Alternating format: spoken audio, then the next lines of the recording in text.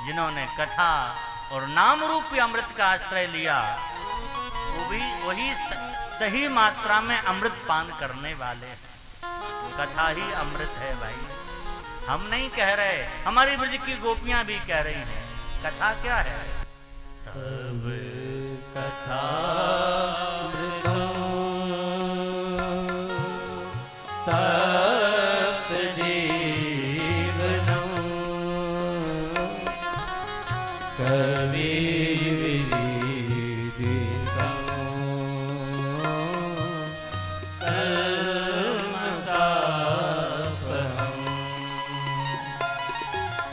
सर्वमङ्गलम्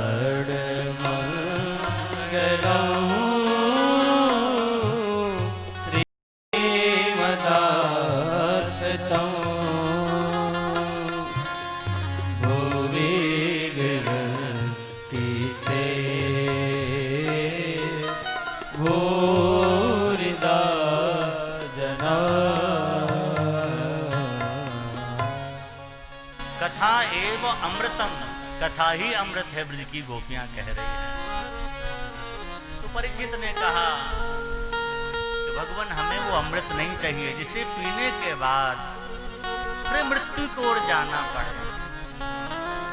आप जैसे सदगुरु की प्राप्ति हो गई, अब हमें कोई भय नहीं है मरने, ये अमृत हमें मिल रहा है। और कहा वसुधा को कथा लोगे तो कांच को मणिर महान, कहाँ कांच का टुकड़ा और कहाँ एक पारस मणि, दोनों का विनिमय नहीं हो सकता। स्वर्ग का अमृत कांच के टुकड़े के समान है और कथा पारस मणि से भी बढ़ करके है। सुखदेव जी ने कहा पधारो। देवताओं से कहा जाओ। देवताओं को बड़ा दुख हुआ। व्यास जी महाराज यहाँ लिख रहे कि अभक्तांश तांश विज्ञाय न ददौ स कथामृतम, देवताओं को कथा का अधिकारी नहीं समझा, उनको भगा दिया वहां से। इसलिए भाई जो अधिकार देवताओं को नहीं मिला वो अधिकार आप सबको मिल रहा, तो देवताओं से बड़े तो वैसे ही हो गए। देवताओं को कथा सुनने को नहीं मिलती कभी, लेकिन देवता इतने से संतोष नहीं किए, जाके ब्रह्मा जी से शिकायत कर दी, महाराज हम देवता स्वर्ग में रहने वाले, हमें कथा नहीं सुनाई, भागवत की कथा की इतनी महिमा। देखो ब्रह्मा जी महिमा जानते हैं, क्योंकि ब्रह्मा जी को चतुश्लोकी भागवत का ज्ञान भगवान के द्वारा प्राप्त है, लेकिन फिर भी देवताओं को भागवत की महिमा बताना चाहते हैं। तो ब्रह्मा जी अनजान से बन गए, बोले अच्छा आपको कथा नहीं सुनाई। देखते हैं तो सत्यलोके तुला वत्वा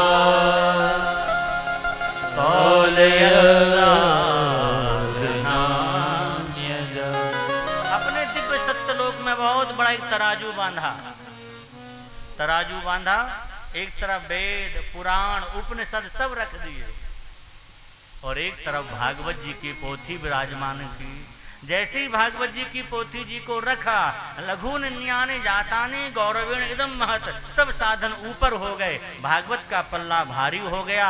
ब्रह्मा जी ने दोनों हाथ उठा करके कहा भागवत के समान ना कोई ग्रंथ है ना हो सकता है। अपने हाथों से भागवत की महिमा को महज घोषित किया है। तो भागवत की महिमा तो अनंत है, लेकिन जो सप्ताहिकी कहने की परंपरा जो है, सौनकादिक ऋषियों से सूत जी महाराज कह रहे, वो एक बार सनकादिक ने नारद जी को बताई। देखो भाई श्रोता कैसे होने चाहिए, श्रोता हो तो सौनकादिक ऋषियों के जैसे हो। मन में कोई शंका हो तो जरूर समाधान कर लो, बुरा नहीं है, लेकिन कुतर्क नहीं करना चाहिए। शंका हमेशा साधन संबंधी होनी चाहिए। जिज्ञासा, इस मार्ग में आगे कैसे बढ़े, ये हो तब ठीक है।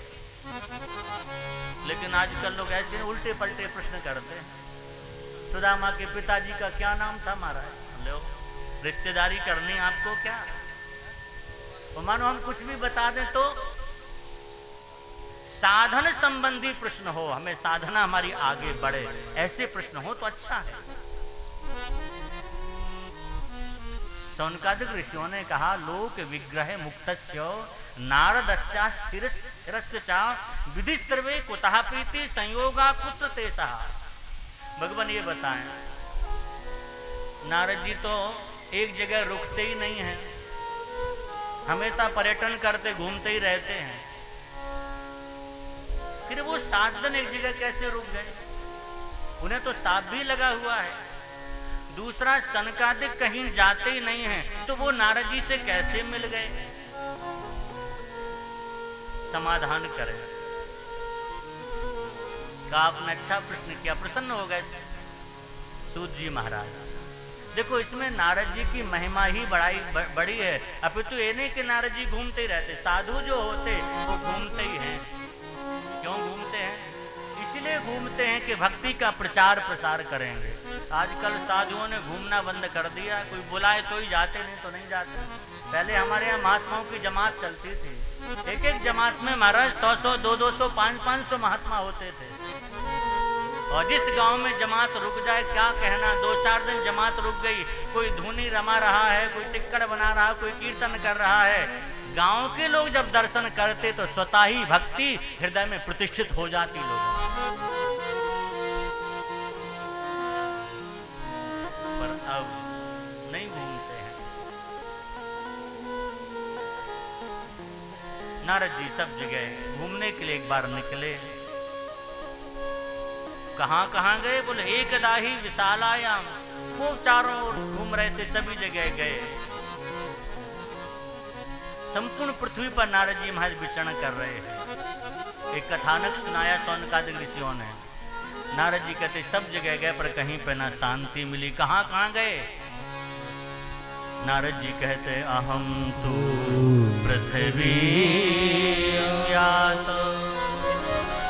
ज्ञात्वा सर्वोत्तमामिति पुष्करं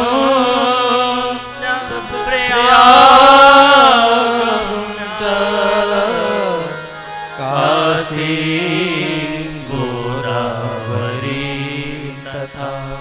नारद जी कहते मैं सब जगह भ्रमण करने के लिए निकला, चारों दिशाओं में गया। पुष्कर, प्रयाग, काशी, गोदावरी, हरि क्षेत्र, कुरुक्षेत्र, यहां भी आए नारद जी। श्रीरंगम, सेतुबंध, सब जगह गए। लेकिन नारद जी महाराज कहते हैं ना पश्यम कुछ शर्मा मना संतोष कारकम, मेरे मन को संतोष नहीं होता। क्यों? नारद जी दशा बता रहे कि लोगों की दशा कैसी है। सत्यम नास्ति तपः शौचम दया दानम न विद्यते। आज से हजारों साल पहले की घटना है। नारद जी कह रहे सत्यम नास्ति, लोग सच बोलने वाले नहीं मिले हमें।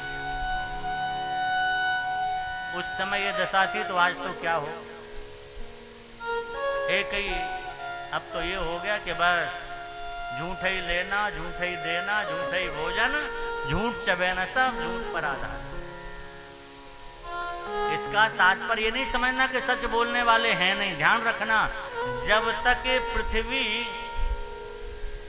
रुकी हुई है तब तक कोई ना कोई सत्यवादी जरूर है। 7 लोग पृथ्वी को धारण किए हुए हैं। ये 7 खंभों पर पृथ्वी टिकी हुई है। जैसे घर मकान बनाते तो पिलर खड़े करते हो, ऐसी पृथ्वी भी 7 खंभों पर टिकी है। और जब तक ये 7 लोग हैं तब तक पृथ्वी डगमगाएगी नहीं, रहेगी। और 7 में से जब थोड़ा भी कोई एक डगमगाता है तो पृथ्वी डगमगाने लग जाती है। गौभीर विप्रैश्च वेदैश्च सती भी सत्यवाद भी अलुब्धि दानशीलैश्च सत्यभिर धार्यते मही। पृथ्वी को धारण करने वाले खंभों में पहला खंभा है गाय, गौभीर विप्रैश्च। दूसरा खंभा है ब्राह्मण। ब्राह्मण का तात्पर्य केवल टाइटल वाले ब्राह्मण नहीं, दुबे तिवारी लिखने वाले नहीं, ब्राह्मणता भी हो उनके अंदर। कई बार बहुत दुख होता है, कहने को ब्राह्मण समय से यज्ञोपवीत नहीं होना, चोटी नहीं, सिखाने पर किस बात के ब्राह्मण। कम से कम ब्राह्मणता तो हो जीवन में। गौभिर विप्रैश्य वेदैश्च, वेद का स्वाध्याय करने वाले लोग हैं आज भी। अपनी शाखा का जिन्हें वेद हृदयंगम है, कंठस्थ नहीं, हृदय में धारण किए। तो गौभिर विप्रैश्य वेदैश्च, सती भी, सती नारियां कोई ना कोई जरूर है। सत्यवादी भी, सत्यवादी पुरुष, अलुब्धई लोभ रहित पुरुष भी हैं, और दानशील। ये 7 लोग, जब इनमें से एक भी नहीं रहेगा तो पृथ्वी डगमगा जाएगी। तो नारद जी कह रहे सच बोलने वाले नहीं देखे पर हैं जरूर। तपस्वी कोई दिखाई नहीं दे पर आज तपस्वी हैं। फोटो खिंचाने वाले तपस्वी नहीं खाली। आपके चारों तरफ आग रख ली, बैठ गए फोटो खिंचा लिए, नहीं। तपस्वी तो वो हैं जो वास्तविक तप करते हैं। सत्यम नास्ति तपः शौचम, शौच का तात्पर्य अंदर बाहर की पवित्रता। दया दानम न विद्यते, न कोई दयालु दिखा, न दानशील दिखा। फिर कैसे लोग मिले? तो उदरम भरणो जीवा वराकः कूट भाषणा, केवल पेट भरने वाले लोग दिखे। सब पेट के लिए तो करते हैं जो कुछ कर रहे हैं। और मृत्यु लोक के मनुष्य में नारद जी कह रहे 4 दोष होते हैं। इन 4 दोषों से जो बच जाए वो आज भी सतयुग में ही है। ये 4 दोष कौन कौन से हैं? मंदः सुमन्मतयो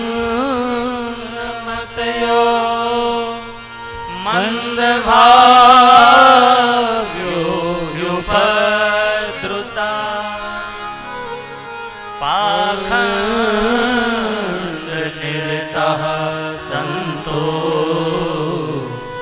विरक्ता सपरिग्रह। आलसी हो गया व्यक्ति। हमारे दादा गुरु भक्तमाली जी महाराज, उनका एक ग्रंथ है, मलुकपीठ से प्रकाशित है अपने आश्रम से ही, परमार्थ के पत्र पुष्प। महाराज जी जब किसी भक्त को कुछ पत्र लिखते थे तो उनके पत्र की 2-4 लाइन में भी इतना सार होता था कि मानो पूरा सत्संग भरा रहता था। तो महाराज जी ने एक पत्र में किसी को लिखा, हमने पढ़ा था उसको। महाराज जी ने लिखा कि भगवत प्राप्ति में सबसे बड़ा अगर कोई शत्रु है तो वो है प्रमाद, आलस। आलसी व्यक्ति कुछ नहीं कर सकता है, प्रमाद रहित होना चाहिए।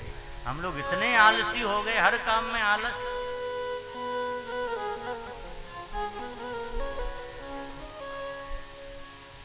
और स्मृतियों के वाक्य हैं कि आलस ही मनुष्य का सबसे बड़ा शत्रु है। प्रमाद रहित हो, बच्चों से लेकर के वृद्ध तक सबको आलस रहित होना चाहिए। प्रमाद होगा तो बालक कभी जो लक्ष्य उनका उसकी पूर्ति नहीं कर पाएंगे, प्रमाद शून्य हो जाए। साधक जो हैं वो प्रमाद शून्य होकर के भजन करें। माला लेते नींद आए वो नहीं होना चाहिए। अगर सच कहें भगवान में अनुराग हो तो माला लेते निद्रा नहीं आएगी, भगवान का नाम लेती आंखों से अश्रुपात होगा।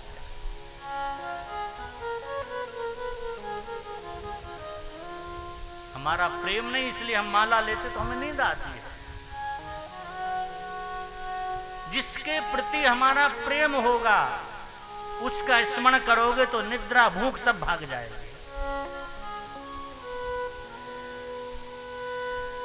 और प्रमाद होगा, आलस्य करोगे तो सेवा करते तो जमाई आएंगी। भगवान को पोशाक पहनाओ, मुकुट पहनाओ, जमाई ले रहा हो तो सो जाए वहीं पे लो। प्रमाद शून्य हो करके एक हमारे यहाँ गोरेदाऊ आश्रम वृंदावन में है, वहाँ के महंत जी पूज्य श्री, अब तो नहीं है, ठाकुर जी की सेवा में साकेत वासी हो गए, परम पूज्य महंत श्री हरिदास जी महाराज एक रसिया गाते थे, हमें याद भी नहीं है, लेकिन उसकी एक पंक्ति हम बता दे रहे। वो कहते थे अरे कैसो बैठो रे आलस में, तो राम कहो नहीं जा। कैसो बैठो रे आलस में, तो राम कहो नहीं जा। राम कहो नहीं जा, हाथों पे राम कहो नहीं जाए।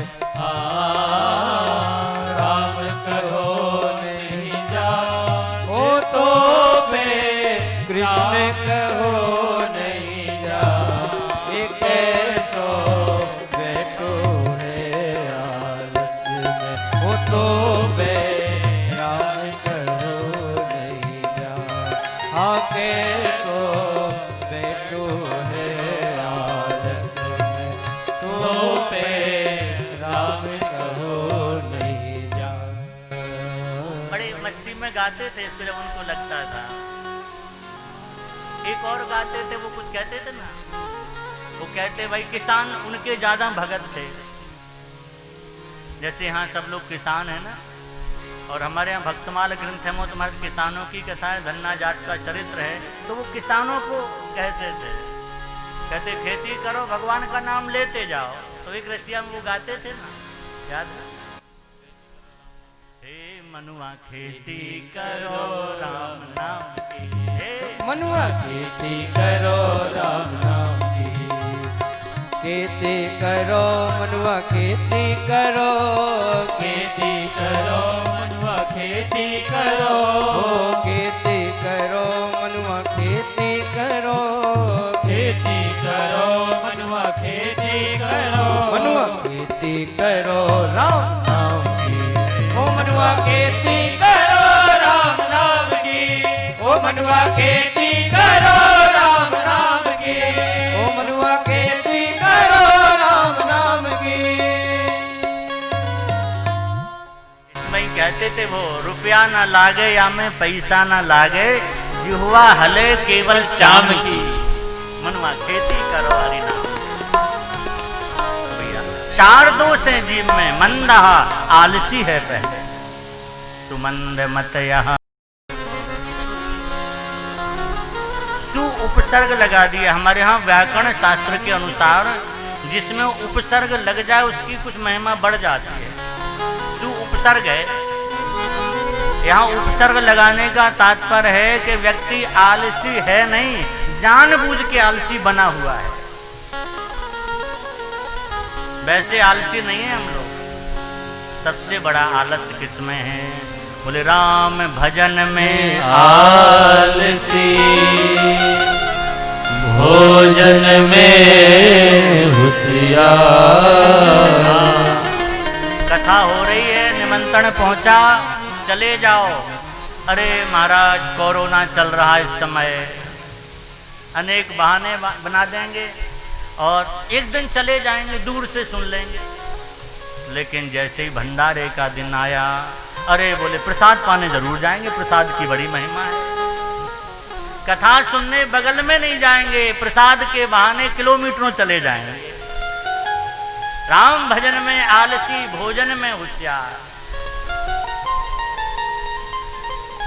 एक महात्मा हुए राजस्थान झालावाड़ में, पीपानंद जी महाराज, स्वामी रामानंदाचार्य के 12 शिष्यों में वो एक हैं। उन्होंने हम लोगों की दशा का वर्णन किया है एक दोहा में। हमारी दशा क्या है? 8 सवारे 8 अगारे,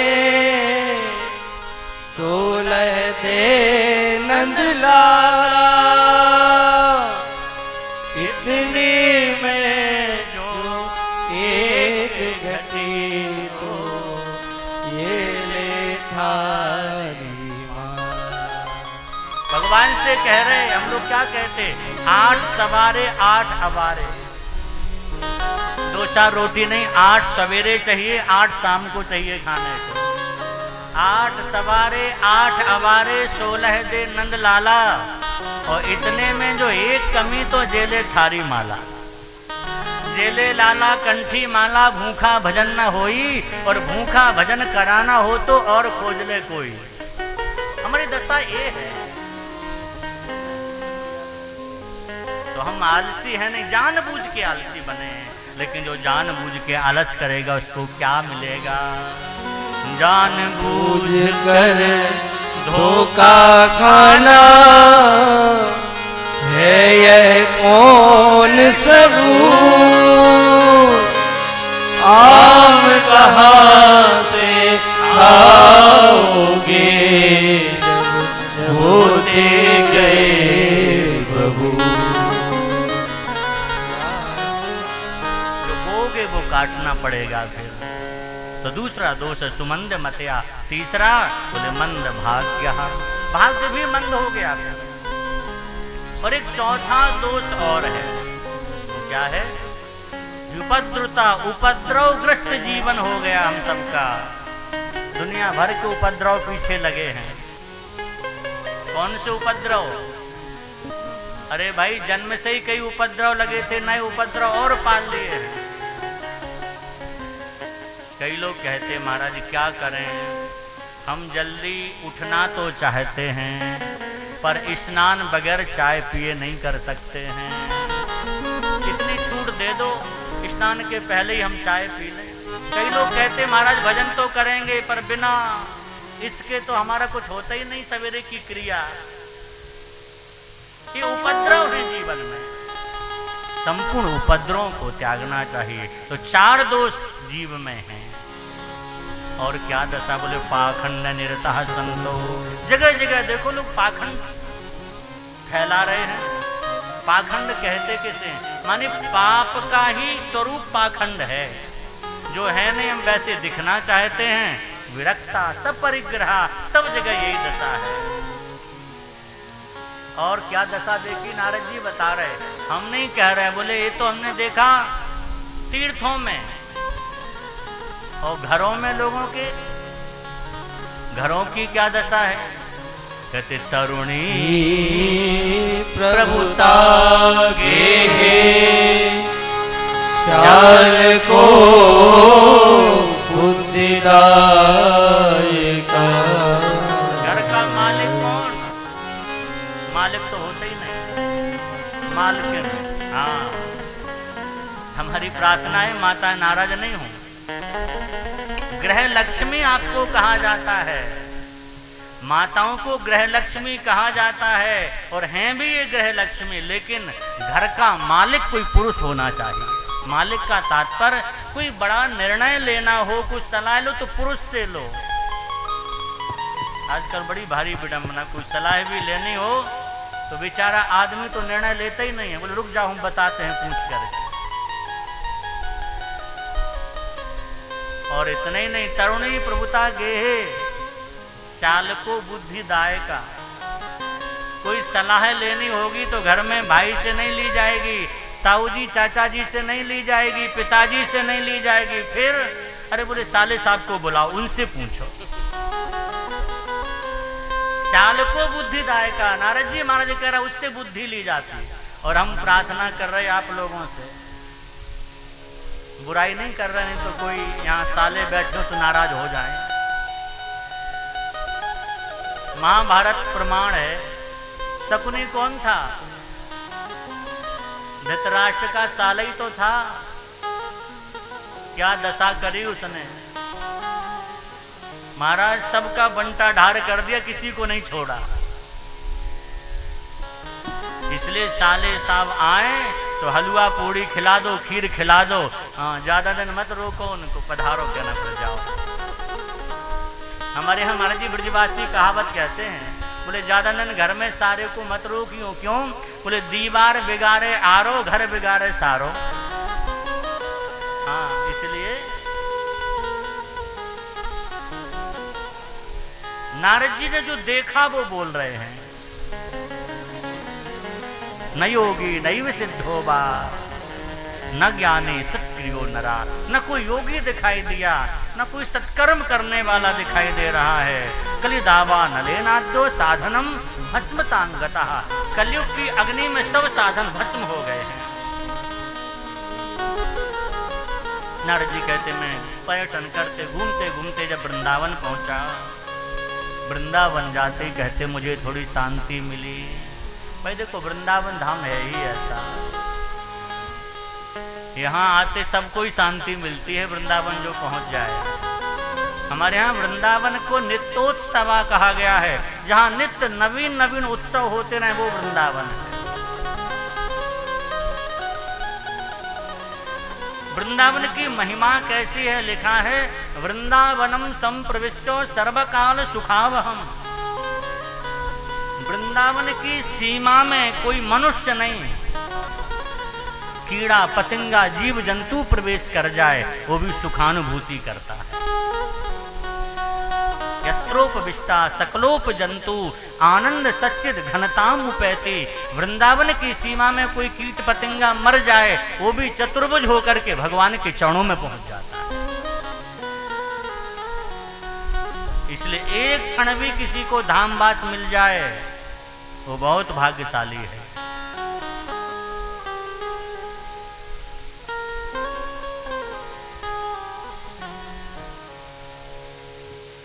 नारद जी महाराज स्वयं वृंदावन की महिमा गा रहे हैं।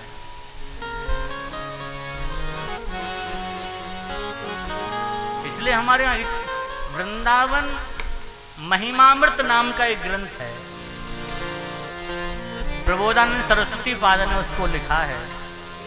काशी के महाराज सबसे बड़े विद्वान थे अद्वैत के,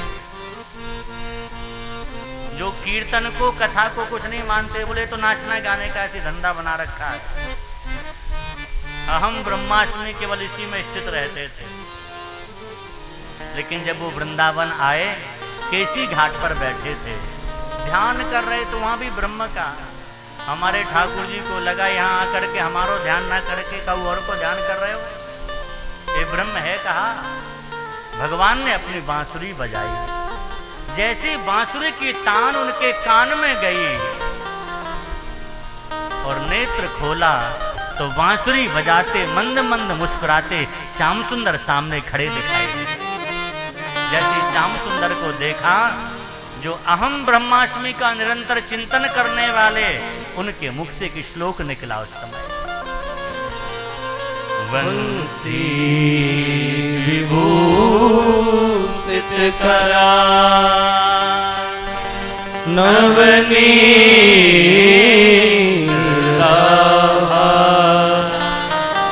पीतांबरा धरुण फला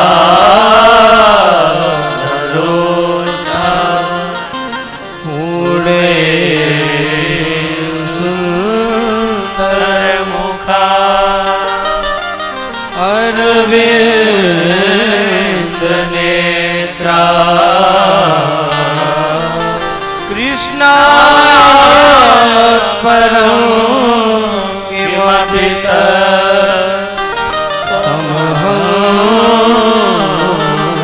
न जाने। जो कहते थे ब्रह्म से पर कोई तत्व है मैं नहीं जानता, आज वही कह रहे कृष्णात् परम किमपि तत्व महम न जाने। कृष्ण के अतिरिक्त और कोई है मैं नहीं जानता। फिर उन्होंने वृंदावन की महिमा लिखी 100 श्लोकों में, तो शतक लिखा पूरा वृंदावन का। कैसा अद्भुत वृंदावन है। हमारे ब्रजवासी भी गाते वृंदावन में, चलो वहां क्या मिलेगा वृंदावन में। बोले जहां से निकल जाओगे जिस गली से, आपको वहीं भगवान का नाम सुनाई देगा, सहज में भजन होने लग जाएगा। बस गयो नंद किशोर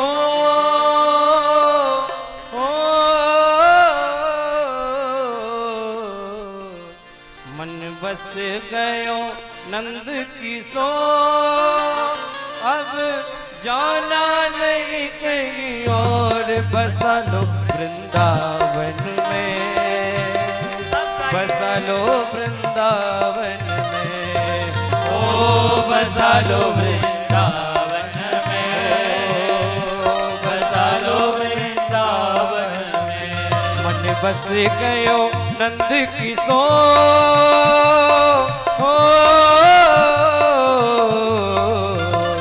मन बस गयो नंद किशोर, अब जाना नहीं कहीं और, बसा लो वृंदावन में, बसा लो वृंदावन में, ओ बसा लो वृंदावन में, बसा लो वृंदावन। देखिए ऐसे नहीं, दोनों हाथ उठा के बड़े भाव से जय हो, वृंदावन धाम की जय हो, आगे बिहारी लाल की जय हो।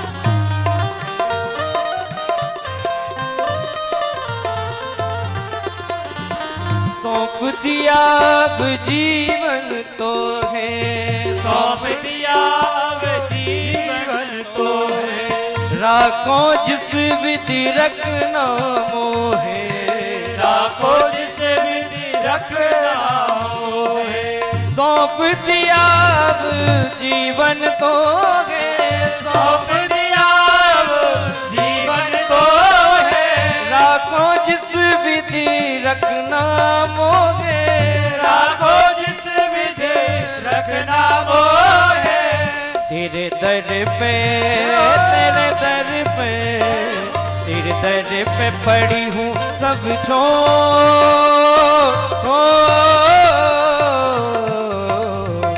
तेरे दर पे पड़ी हूँ सब छोड़, अब जाना नहीं कहीं और, बसा लो वृंदावन में, बसा लो वृंदावन में, ओ बसा लो वृंदावन में, ओ बसा लो वृंदावन। देखिए ऐसे वृंदावन नहीं जाएंगे आप लोग, बहुत पास में वृंदावन है। दोनों हाथ उठा के झूमते हुए बड़े भाव से जय हो,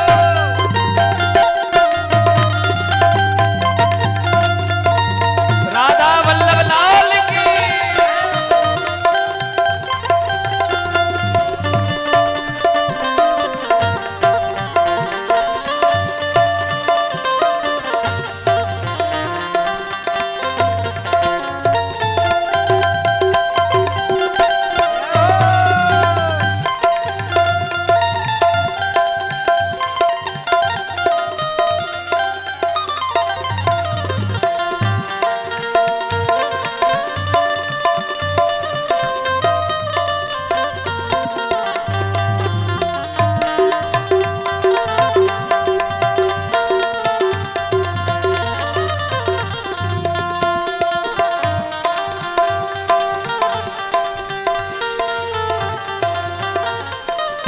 चाकर बन कर सेवा करूंगा, चाकर बन कर सेवा करूंगा, मधुकर मांग कलेवा करूंगा, मधुकर मांग कलेवा करूंगा, चाकर बन कर सेवा करूंगा, चाकर बन कर सेवा करूंगा, मधुकर मांग कलेवा करूंगा, मधुकर मांग कलेवा करूंगा, तेरे दरस, तेरे दरस, तेरे दरस करूंगा उठी भो,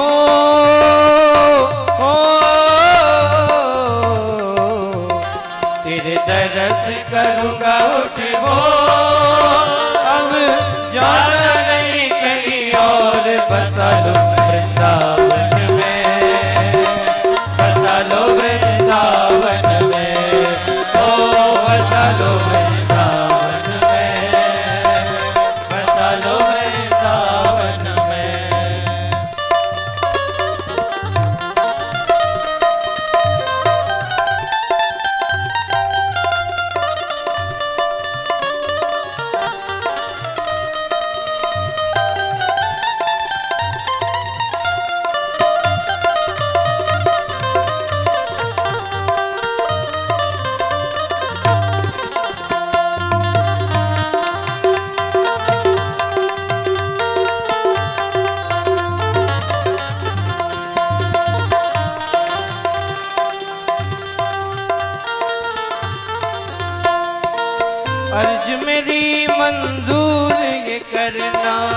अर्ज मेरी मंजूर करना, वृंदावन से दूर न करना, वृंदावन से दूर न करना, ब्रज दूरी की प्राण सो प्यारी लगे, ब्रज मंडल माही बसाए रहो, रसिकों के सुसंग में मस्त रहूं, जग जाल सुमोहे बचाए रहो, नित बाकी ये झांकी निगार करूं, छवि छाक समोह छकाए रहो, अहो बाके बिहारी यगी बिनती, मेरे नैनों से नैना मिलाए रहो, मेरे नैनों से नैना मिलाए रहो, मेरे नैनों से नैना मिलाए रहो। हाँ अर्ज मेरी मंजूर ये करना, अर्ज मेरी मंजूर ये करना, वृंदावन से दूर न करना, वृंदावन से दूर न करना, मधुप कहे मधुप, कहे मधुप हरि जिहत जो हो, कहे मधुप हरि जिहत जो, अब जाना नहीं कहीं और, बसा लो वृंदावन में, बसा लो वृंदावन में, ओ बसा लो वृंदावन में, बसा लो वृंदावन में, ओ वृंदावन वृंदावन वृंदावन वृंदावन, सबसे प्यारा वृंदावन वृंदावन वृंदावन वृंदावन वृंदावन वृंदावन वृंदावन। आप लोग भी राधे राधे कहते हुए वृंदावन की यात्रा करें। जय राधे राधे राधे राधे राधे राधे, बसाने वाली राधे, बसाने वाली राधे, राधे राधे राधे राधे राधे राधे, बसाने वाली राधे, बसाने वाली राधे, जय राधे राधे जय राधे राधे राधे राधे, वृंदावन में राधे राधे, मोरकुटी में राधे राधे, बंसीवट में राधे राधे, गली गली में राधे राधे, हमारी प्यारी राधे राधे, प्यारी राधे राधे राधे राधे राधे राधे राधे राधे राधे राधे राधे राधे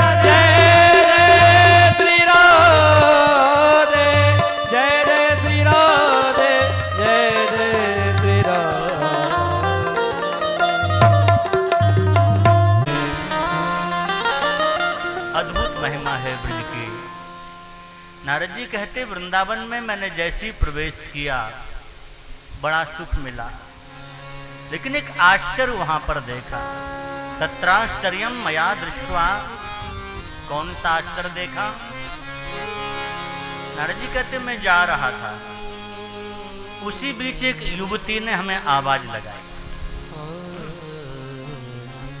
बड़ी जोर से उसने पुकारा, बाबा जरा रुको। भो भो साधो क्षणं तिष्ठ, मच्चिन्तामपि नाशय, दर्शनो तव लोकस्य सर्वथा गहनं परम्। यहाँ लिखा भो भो साधो क्षणम तिष्ठो मच्चिंता अपि नाशयो। यहाँ अपि शब्द जो आया है इसका तात्पर्य है मानो साधु तो सब पर कृपा करते हैं, किसी एक पर नहीं। उन्हें जो दुखी दिखाई दे जाए उस पर संत कृपा कर देते हैं, तो आप मेरे पर भी कृपा करें। भगवान और संत ये दो ऐसे हैं जो अकारण कृपा कर तो सब पर कृपा करते हैं। केवल दो ही लोग ऐसे हैं, संसार के लोग, परिवार के लोग बिना हेतु के कृपा नहीं करेंगे, बिना स्वार्थ के कोई आपका काम नहीं करेगा। लेकिन दो लोग ऐसे हैं, हेतु रहित जग जुग उपकारी, तुम तुम्हार सेवक असुरारी। या तो परमात्मा है, उनके प्राण प्यारे भक्त हैं। दूसरी बात, कृपा ये निरंतर करते हैं। बात अलग है कि हम ये कहें कि महाराज की हम पर कम कृपा है, ऐसा कहने वाला मूर्ख होगा। हम तो ये कहें मंद बुद्धि ही होगा। भगवान और सदगुरु, भगवान और संत सब पर बराबर कृपा करते हैं। भगवान कह रहे हैं, सब पर मोरी बराबर दाया। सब पर बराबर है। फिर आप कहने नहीं महाराज पड़ोसी पर ज्यादा है। अरे भाई, कृपा उस पर भी उतनी है जितनी आप पर है। बस पात्र जिसके पास जितना बड़ा होगा वो उतनी कृपा को संजो लेगा। वर्षा हो रही है, आपके पास छोटा बर्तन है, आप रखेंगे वो भर जाएगा। पड़ोसी के पास बड़ी भारी टंकी है, वो भर जाएगी। अब आप तो अरे वर्षा ने हमारा तो छोटे ही कमंडल भरा, उसका पूरा देखो इतनी बड़ी टंकी भर दी। तो इसमें गलती वर्षा की नहीं है, गलती आपकी है। आपके पास पात्र छोटा है। और मान लो आपका घड़ा जरूर है लेकिन उल्टा रखा है, एक बूंद भी ना गिरे। और आप कहो देखो बरसात हुई पर हमारे घड़े में तो एक बूंद भी नहीं आई। तो इसमें दोष वर्षा का नहीं है, आपका है। यही कारण भगवान से और सदगुरु से अगर उल्टे रहोगे तो एक बूंद भी कृपा नहीं मिलेगी, और सन्मुख हो जाओगे तो कृपा से लबालब भर जाओगे। कृपा पात्र तो बनो। सूर्य की जब किरण, पहली किरण निकलती है और जब सूर्य की किरण हीरा पर पड़ती है, चमचमाने लग जाता हीरा। वही किरण जब कोयला पर पड़ती तो कोयला कहता हमारे ऊपर चमक नहीं आ रही। इसमें गलती सूर्य की नहीं है, गलती कोयला की है। तेरे अंदर पात्रता नहीं चमकने की। जिसमें पात्रता है वो अपने आप चमकने लग जाता। हीरा में पात्रता है। हीरा भी किसी कोयले की खदान से, मिट्टी की खदान से ही निकला, लेकिन चमक कब आई? जब 100 घनों की चोट खाई तब हीरा चमका है। हमने सुना है हीरा असली वही होता है, घन पड़ते हैं और जब घन में छेद कर दे, चिपक जाए, वो असली हीरा माना जाता है। घन आहरण कस हीरा निकसे, कीमत लक्ष्य हजारा। इसलिए भाई कृपा सब पर है। भगवान और सदगुरु ऐसे सब पर कृपा करते। आज नारद जी महाराज से भक्ति महारानी कह रही हैं, मत चिंता अपिनाशयो, आप मेरी भी चिंता को दूर करें। और भगवान दर्शनम तब लोकस्यो सर्वथा गहरम परम। आप जैसे महात्माओं का दर्शन सर्वथा गहरम। दुनिया में जितनी तरह के पाप होते हैं वो साधु के दर्शन से दूर हो जाते हैं। ये हम मनमाने नहीं कह रहे हैं, साक्षात भगवता प्रोक्तम भागवतम, भागवत में लिखा है सर्वथा गहरम। अरे राम जी, पाप रहते ही नहीं है जो संत को देख ले के बाद। आप लोग कहेंगे महाराज हम तो रोज ही देखते हैं, हमारे तो पाप मिटे ही नहीं। क्या कारण है? बहुत ध्यान से सुनना। जिस दृष्टि से संत को देखना चाहिए शायद वो दृष्टि हमें प्राप्त नहीं है।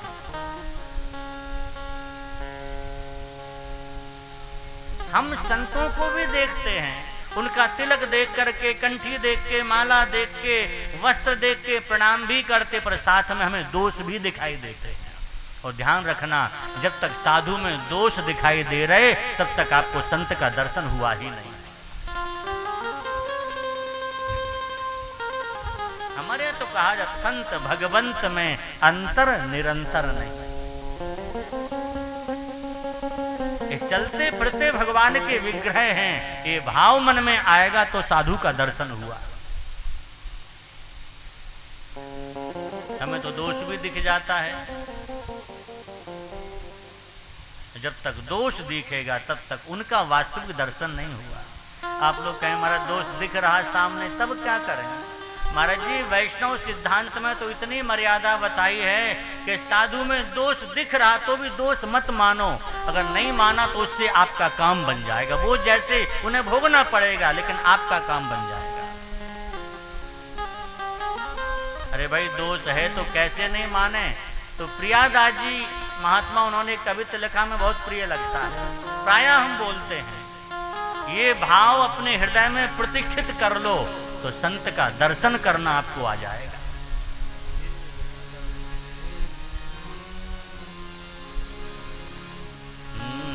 बालक सिंगार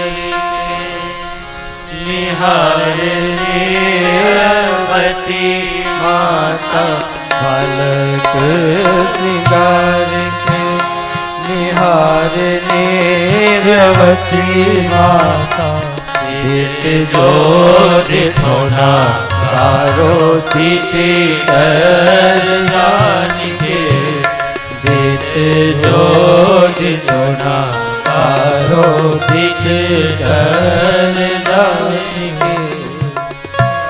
माताएं इस दृष्टांत को जल्दी समझ जाएंगी। छोटे बालक होते घर में, माताएं स्नान कराती हैं, स्नान करा करके उनको बढ़िया तेल की मालिश कर देते हैं, और क्रीम पाउडर वगैरह सब लगा के काजल लगाती हैं, फिर अपने बालक को निहारती हैं। बालक श्रृंगार के निहारे नेहवती माता, वो देखती है और देखते उसकी बलैया लेती, उसे लगता अरे इतना सुंदर हमारा लाला लग रहा हो, काऊ की नजर ना लग जाए। तो क्या करती फिर? देती जो डिठौना, काजल लगाने के बाद एक यहाँ पर बिंदी रख देती या टीका लगा देती, ऐसे कुछ खींच देती काला सा काजल का। क्यों? किसी की नजर न लग जाए। करती माता ऐसा कि नहीं? हमने बचपन में देखा, आजकल पता नहीं लगाते कि नहीं डिठौना। अरे केवल माथे पे नहीं, हाथों में भी लगाते हैं। जो जो अंग कोमल होते हैं वहां नजर ज्यादा लगती है। कोमल अंगों को नजर लगती है। हाथ कोमल है तो हाथों में डिठौना लगाया जाता, पैर कोमल इसलिए पैरों में डिठौना लगाती थी कई माता, हमने देखा बचपन। तो डिठौना किस लिए लगाया जाता? किसी की नजर ना लग जाए। ऐसे ही प्रियादास जी कह रहे, जो पे घटी क्रिया कछु देखियत इन मान। संतों में कोई दोष दिखाई दे तो दोष मत मानना, ये समझना भगवान ने डिठौना लगा दिया, नजर ना लगे। ये भाव आ जाए तो कहां दोष रहा था? इस भाव से दर्शन करो तो साधु का दर्शन होगा। कहा भगवान सर्वथा गहरम परम, आप सबके पाप को दूर करते मेरे पर भी कृपा करें। नारद जी ने कहा देवी चिंता मत करो, ये बताओ पहले तुम हो कौन? उस देवी ने अपना परिचय दिया, मैं भक्ति हूँ, मेरा जन्म दक्षिण भारत में हुआ, कर्नाटक महाराष्ट्र में बड़ी हुई, गुजरे जीर्णतांगता, गुजरात में जाकर के बूढ़ी हो गई, पर वृंदावनम पुनः प्राप्यो नबी नैव स्वरूपणी, वृंदावन में आकर के मैं पुनः युवती हो गई हूँ। पर मेरे पुत्र हैं, ये ज्ञान और वैराग्य वृद्ध हैं, आप कृपा करो ये युवा हो जाए। नारद जी ने कहा देवी कोई बड़ी बात नहीं है, कलयुग है, यहाँ ज्ञान वैराग्य का आदर नहीं होता, और कली काल में ऐसी दशा हो जाएगी कि सुनुस्वा वहता वाले युगोयम दारुणा कली, तेन लुप्ता सदाचारो योग मार्गस तपांसिचा। ज्ञान योग वैराग ये कुछ नहीं रहेगा, घोर कलिकाल जब आ जाएगा। पृथ्वी की तो ऐसी दशा हो गई, अस्पृश्या, ये पृथ्वी छूने के योग्य नहीं रह गई, अवलोक्योयम, देखने के योग्य नहीं रह गई है। शेष भार करी धरा, पृथ्वी पर इतना पाप बढ़ गया। वर्षे वर्षे क्रमात् जाता मंगलम नापि दृश्यते, प्रत्येक वर्ष मंगलों का ह्रास होता जा रहा। पहले जितना उत्सव होते थे, पहले जिस ढंग से लोग आयोजन करते थे भावना पूर्वक, वो अब नहीं रहे हैं। भक्ति ने कहा भगवान ये बताओ, जब कलयुग इतना भयंकर है, इसके आते योग ज्ञान कर्म उपासना वैराग्य सब बिगड़ गया, तो इस परीक्षित ने इस कलयुग को रहने ही क्यों दिया, क्या कारण है? बोले कलयुग में 1000 दोष हैं पर एक गुण है। गुण कौन सा है? बोले यत् फलम नास्ति तपसा न योगेन समाधिना तत्फलो लभते सम्यक् कलो के सबकी। जो फल अन्य युगों में तपस्या से, यज्ञ से, क्रिया से मिलता, वो कली काल में कोई थोड़ी देर भगवान का नाम ले ले, उसी से उसका कल्याण हो जाता है। इसलिए इसको रहने दिया। देखो राम जी, कलयुग में दोष तो हैं पर गुण बहुत हैं। और कलयुग ने वचन दिया है आचार्यों को, जो भगवान के नाम का स्मरण करेंगे उसे उनको कलयुग कभी बाधा नहीं पहुंचाएगा। स्वामी रामानंदाचार्य जी के चरित्र में आता है, कलयुग उनकी कुटिया में गया, चारों तरफ परिक्रमा करा, कहीं तो मौका मिले इनके ऊपर हम अपना प्रभाव दिखाएं। पर 3 दिन हो गए, इसको जगह नहीं मिली, कोई दोष नहीं मिला। आखिर में शरण में पहुंच गया और बोला हमको शिष्य बना लो, चेला बना लो। आचार्य चरण ने कहा चेला तो बनाएंगे पर शर्त है हमारी। क्या? बोले तुम चेला बन जाओगे तो जितने साधु संत हैं सब तुम्हारे गुरु भाई हो गए, तो उनको मत सताना।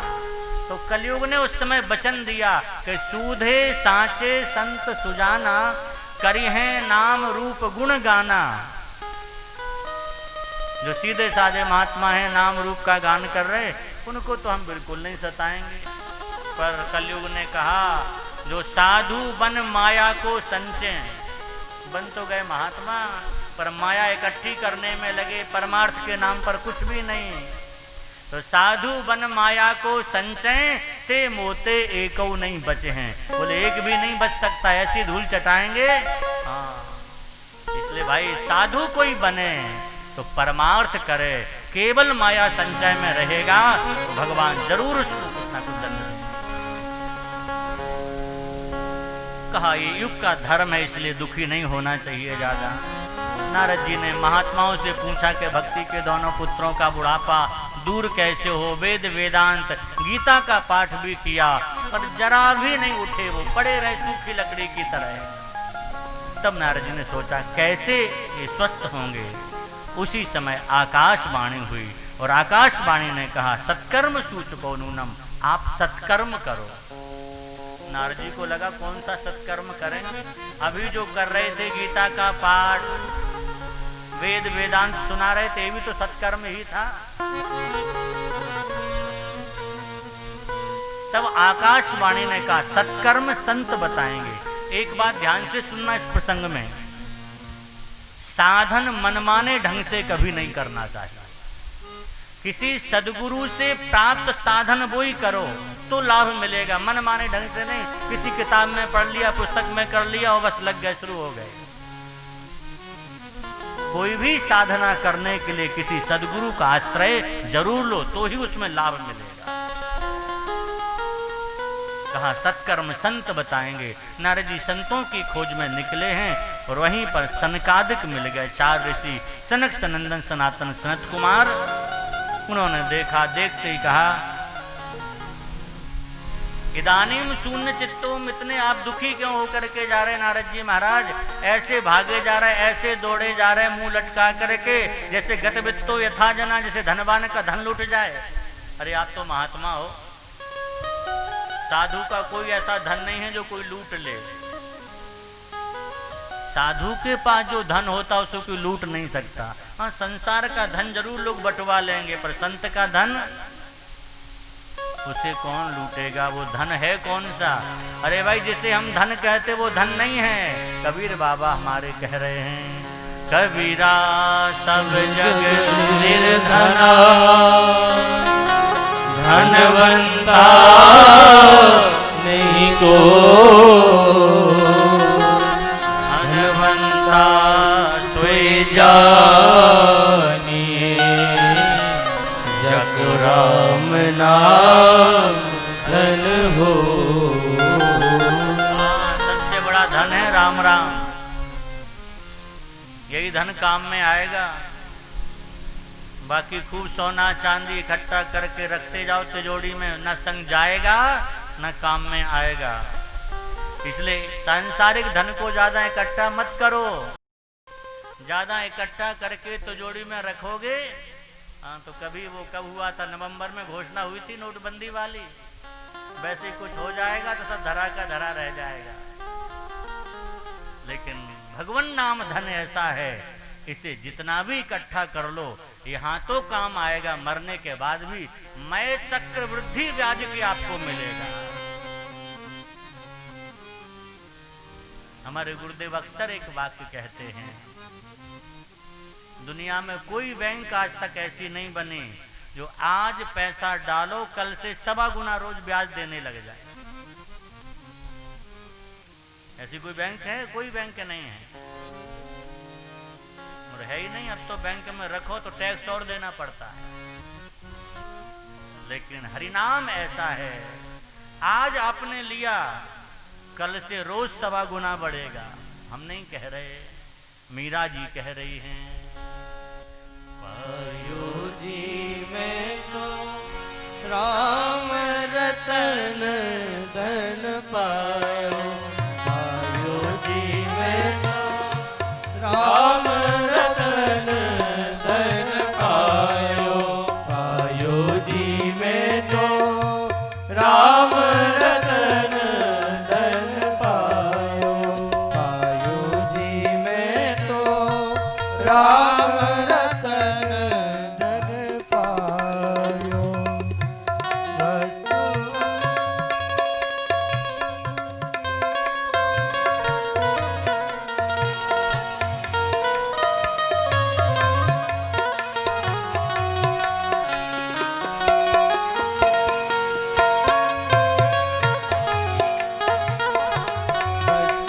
अमोलक दी मेरे सद्गुरु, वस्तु अमोलक दी मेरे सद्गुरु, कृपा करे अपनायो, पायो जी में तो राम रतन धन पायो।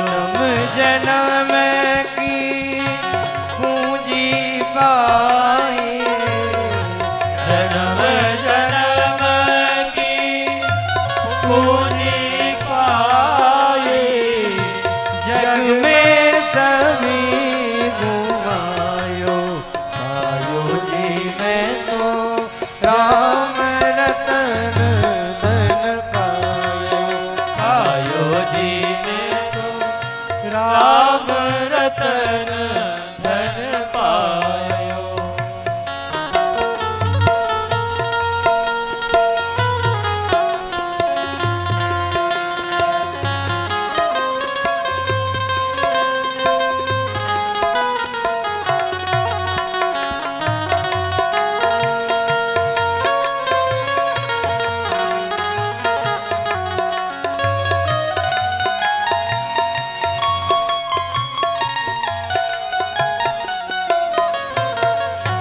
खर्च न कोई चोर न लेवे, खर्च न कोई चोर न लेवे, दिन दिन बढ़त सवायो, पायो जी में तो दिन दिन बढ़त सवायो, पायो जी में तो राम रतन धन पायो। मीरा के प्रभु गिरधर नागर, मीरा के प्रभु गिरधर नागर, हर सिंह रस जस गायो, पायो जी में तो राम रतन धन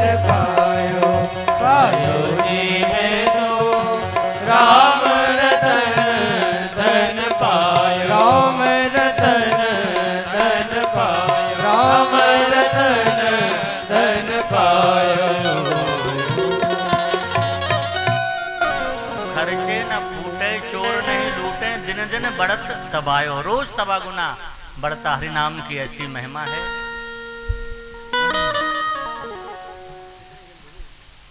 तो भगवान नाम धन ही सबसे बड़ा धन है। तो संतों के पास यही धन होता है, इसे कौन चुराएगा, कौन बंटवाएगा, इसलिए वो इसी को धन मानते हैं। नारद जी आप दुखी क्यों हैं, आपका क्या चला गया? ध्यान रखना नारायण, जब कोई संत अगर दुखी दिखाई दें, वैसे तो दुखी होते ही नहीं, फिर भी अगर दुखी दिखाई दे रहे तो अपने दुख से दुखी नहीं होते हैं, वो लोगों के दुख को देख के दुखी होते, उन्हें दूर करने का प्रयास करते। नारद जी ने सारी बात बताई। तब सनकादिक ने कहा भक्ति के दोनों पुत्रों को युवावस्था प्राप्त हो, इसके लिए भागवत की कथा करो। कहा हमने वेद वेदांत तो सुना दिया, भागवत वेद वेदांत का ही तो परिपक्व फल है, अलग से थोड़ी है। कहा भले ही फल है लेकिन फल श्रेष्ठ होता है वृक्ष से। यहां 2-3 उदाहरण भी दिए हैं। भाई वृक्ष में जड़ों से लेके पत्ता सब में रस भरा रहता है, लेकिन कभी पत्ता खा के देखो मीठे लगते हैं? नहीं लगते हैं। फल ही उसका सार होता, वो मीठा होता है। दूसरा उदाहरण दिया, दूध में घी रहता है, पर लेकिन हलवा पूड़ी बनानी है तो फिर दूध को जमाना पड़ेगा, दही मथना पड़ेगा, मक्खन निकलेगा, गरम करोगे तब घी होगा, उसमें सब बना पाओगे। ऐसे वेद वेदांत में ही भागवत है, लेकिन उसका सार सर्वस्व निकाल के भागवत को प्रकट किया है, इसलिए भागवत कथा सुनाओ। ठीक है, भागवत की कथा श्रवण कराई। कहां पर कथा हुई? यही कथा हुई आसपास में ही। कौन सा स्थल था? गंगा द्वार समीपे तू तटमानंद नाम। यहाँ वर्णन है हरिद्वार के निकट एक आनंद नाम का तट है। प्रायः लोग यही कहते कि कथा हरिद्वार में हुई, लेकिन भागवत की कई टीकाओं को देखने से पता लगता है हरिद्वार में नहीं। अगर हरिद्वार में होती तो यही कह देते गंगा द्वार समीपे क्यों कहा? हरिद्वार में कथा नहीं हुई। कहां पर हुई? ये जो कथा हुई वो सुख तीर्थ में कथा हुई। सुखतार हरिद्वार के निकट है, और सुख तीर्थ का जो क्षेत्र है उसको आज भी पुराणों में आनंद वन कहा जाता है। उसी आनंद नाम के तट पर कथा हुई है। कथा प्रारंभ हुई, कार्ड नहीं छपवाए गए थे, निमंत्रण नहीं दिया गया था, बिना ही निमंत्रण के लोग पहुंचने लग गए, दौड़ दौड़ के जा रहे थे। अच्छा, कथा सुनने जो दौड़ के गए ना, उनका नाम भागवत में लिखा है। जो घड़ी देख के गए उनका नहीं लिखा है। हाँ, बहुत से लोग टाइम देख के जाते, 2 बजे कथा है, व्यास जी बैठेंगे, फिर मंगलाचरण करेंगे, फिर कीर्तन कराएंगे, आधे घंटे बाद चलते हैं। ऐसे लोगों का नाम नहीं लिखा जाता है। जो दौड़ के पहुंचते उनका नाम भगवान के यहाँ लिख दिया जाता। तो दौड़ करके कथा सुनने कौन गए? भागवत में लिखा भृगु वशिष्ठ शवनाश्च गौतमो मेधातिथि देवल देव राम सथा गायसुत शाकलो मृगपुत्र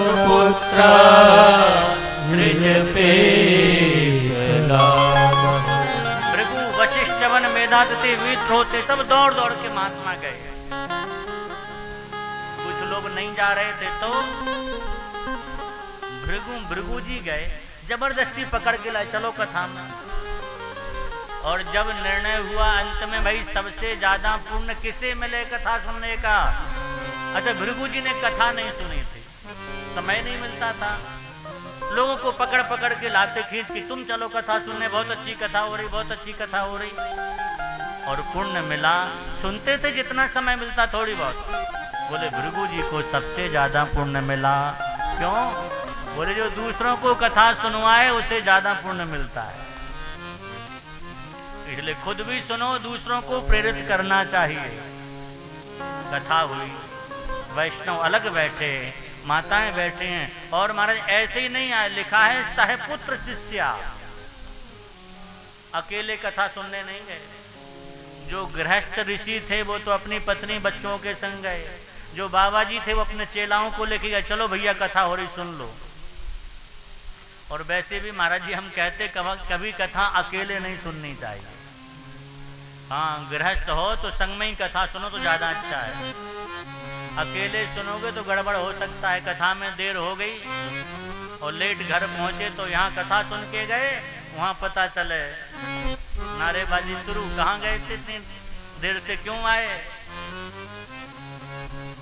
इसलिए अकेले नहीं, सबके संग कथा सुनो। एक छोटी सी कथा सुना देते हैं, चलो समय तो हो रहा है। हमारे वृंदावन के पास धौरेरा एक जगह है, वहाँ एक महात्मा श्री गदाधर भट्ट जी महाराज, जिन्होंने भगवान की लीला के अनेक पद लिखे हैं, साक्षात जिन्होंने भगवान की लीला का इन्हीं नेत्रों से दर्शन किया था, वो कथा कह रहे थे वृंदावन में।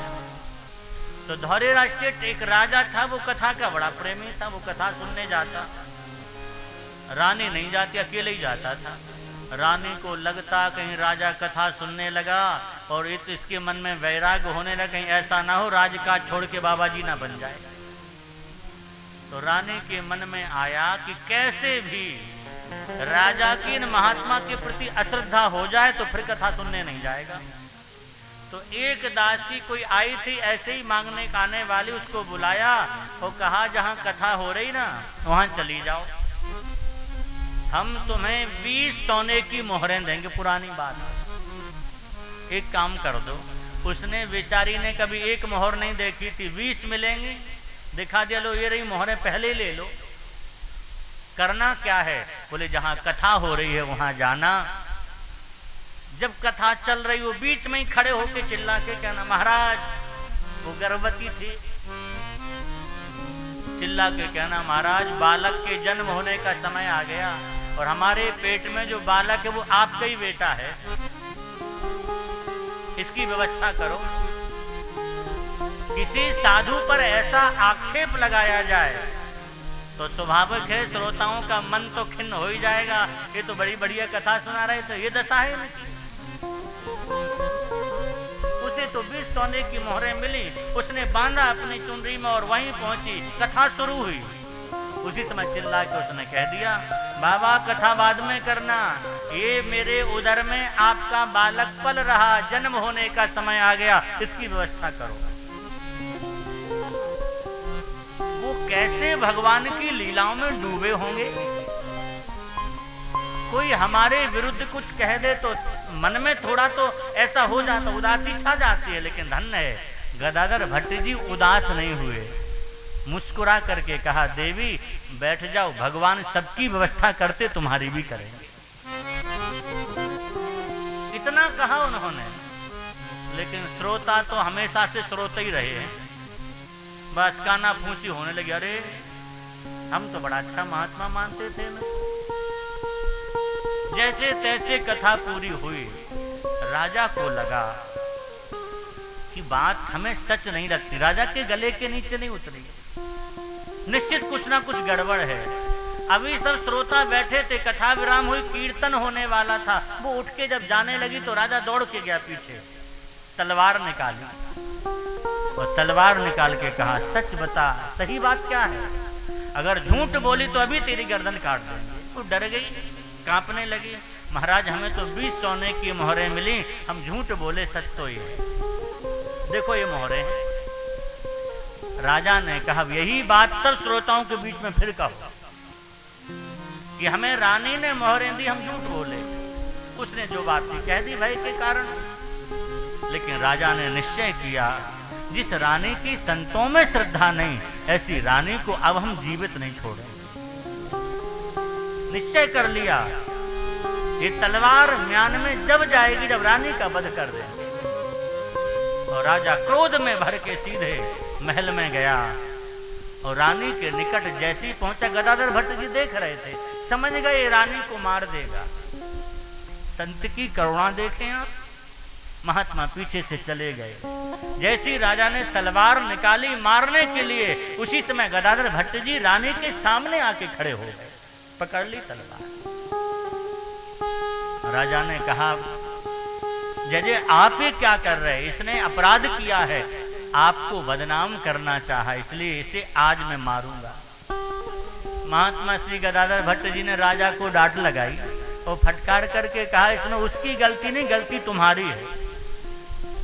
राजा ने तलवार तो म्यान में रख ली, बोले हाथ जोड़ के कहा, भगवान हमारी क्या गलती इसमें? बोले गलती तुम्हारी ये है कि अकेले कथा सुनने क्यों आते थे, इसको संग में लाते तो इसके मन में शंका नहीं होती। इसलिए भाई कथा अकेले नहीं, सहपुत्र शिष्या, अकेले नहीं सुनना, हाँ परिवार सहित सुनो, कुछ ना कुछ संस्कार आएंगे। सब महात्मा पहुंचे हैं। अभी भागवत का महात्म चल रहा था। महात्म की कथा शुरू हुई थी कि भक्ति सुतो तरणो गृहीत्वा प्रेमैक रूपा सहसा विरासे श्री कृष्ण गोविंद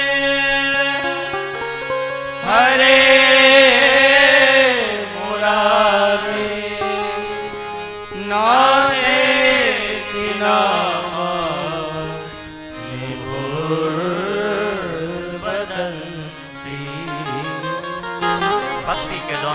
हो गए। प्रसन्न हो गई भक्ति महारानी, नाचने लगी। श्री कृष्ण गोविंद हरे मुरारे नामों को लेकर के नाच रही हैं, गाने लगी हैं। जब भक्ति महारानी गाने लगी, नाचने लगी, श्रोताओं का ध्यान हटा, अरे भैया नाचने वाला कौन आ गया? देखो जी, कीर्तन हो जब कोई नाचे तब तो ठीक है, कथा चल रही हो बगैर कीर्तन के ही कोई नाचने लग जा तो श्रोता देखेंगे ये क्या हो गया, इन्हें क्या हुआ? पूछा ये देवी कौन है, कहां से आई हैं, इनका निवास कहां है? ध्यान से सुनना, भक्ति रहती कहां है? हम लोग पूछते महाराज कृपा करो भक्ति आ जाए, हमें भक्ति मिल जाए। कहां मिलेगी भक्ति? व्यास जी ने कहा भक्ति महारानी कहीं और नहीं, कहां है, कहां से आई है? कहा कथार्थ तो निष्पतिता कथा के अर्थ में भक्ति विराजती है। जब भी भक्ति मिलेगी कथा सुनने से मिलेगी। इसलिए हमारे यहाँ कहा जाता कथा ऐसी कहो जिससे श्रोताओं के हृदय की भक्ति बढ़े। बुरा नहीं मानना, आज कथा के नाम पर भी पता नहीं क्या क्या हो रहा है। नाम होता कथा, 4 घंटे में पता ही नहीं चलता कि राम कथा हुई कि कृष्ण कथा हुई। और भक्ति के नाम पर लोगों को बड़गलाया जाता है, बेचारे इधर उधर चले जाते हैं। हम आप लोगों से प्रार्थना करें, सत्संग करना तो विशुद्ध करो, ऐसे वैसे लोगों के चक्कर में मत आना कभी। आज ऐसे भी तमाम सत्संग चल रहे हैं कि उनके सत्संग में लोग पहुंच गए तो घर के भगवान निकाल के बाहर रख दिए। उन्होंने कहा घर में भगवान मत रखना, लो पीपल के पेड़ के नीचे रखा है। भगवान की पूजा नहीं करना, केवल हमारी पूजा कर लो, बस हो गया सब कुछ। नहीं नारायण, सदगुरु वो है जो भगवान की उपासना बताए। इसलिए कथा के प्रवक्ता जो हों, इसलिए उनके लिए कहा जाता जेगा वही ये चरित संभार के गाना चाहिए। कहीं भक्ति का छेदन तो नहीं हो रहा है, भक्ति बनी रहे ऐसा अर्थ करो। इसलिए हमारे यहाँ भागवत कहने के लिए बहुत बड़ा विद्वान होना जरूरी नहीं है, पर भावुक होना, भक्त होना बहुत जरूरी है। भक्त के हृदय से, भक्त के मुख से सुनोगे तो कथा सुनते ही हृदय में बैठ जाएगी कथा। कथा वही होती है भाई, हम भी कर रहे हैं और भी कर रहे हैं और दुनिया में सब जगह कहीं की जा रही है। लेकिन कोई कोई महापुरुष के मुख से सुनते तो ऐसे लगता महाराज ये कथा तो हम पहली बार सुने। क्यों? रसिक अनन्नमुख होत विश्व मोहिनी, कथा वही है जब प्रेमी कहता है तो हृदय का प्रेम मिश्रित करके कहता है। वासना वासित व्यक्ति जब कहता तो हृदय की वासना मिला करके कहता है। हृदय की वासना मिलाएगा।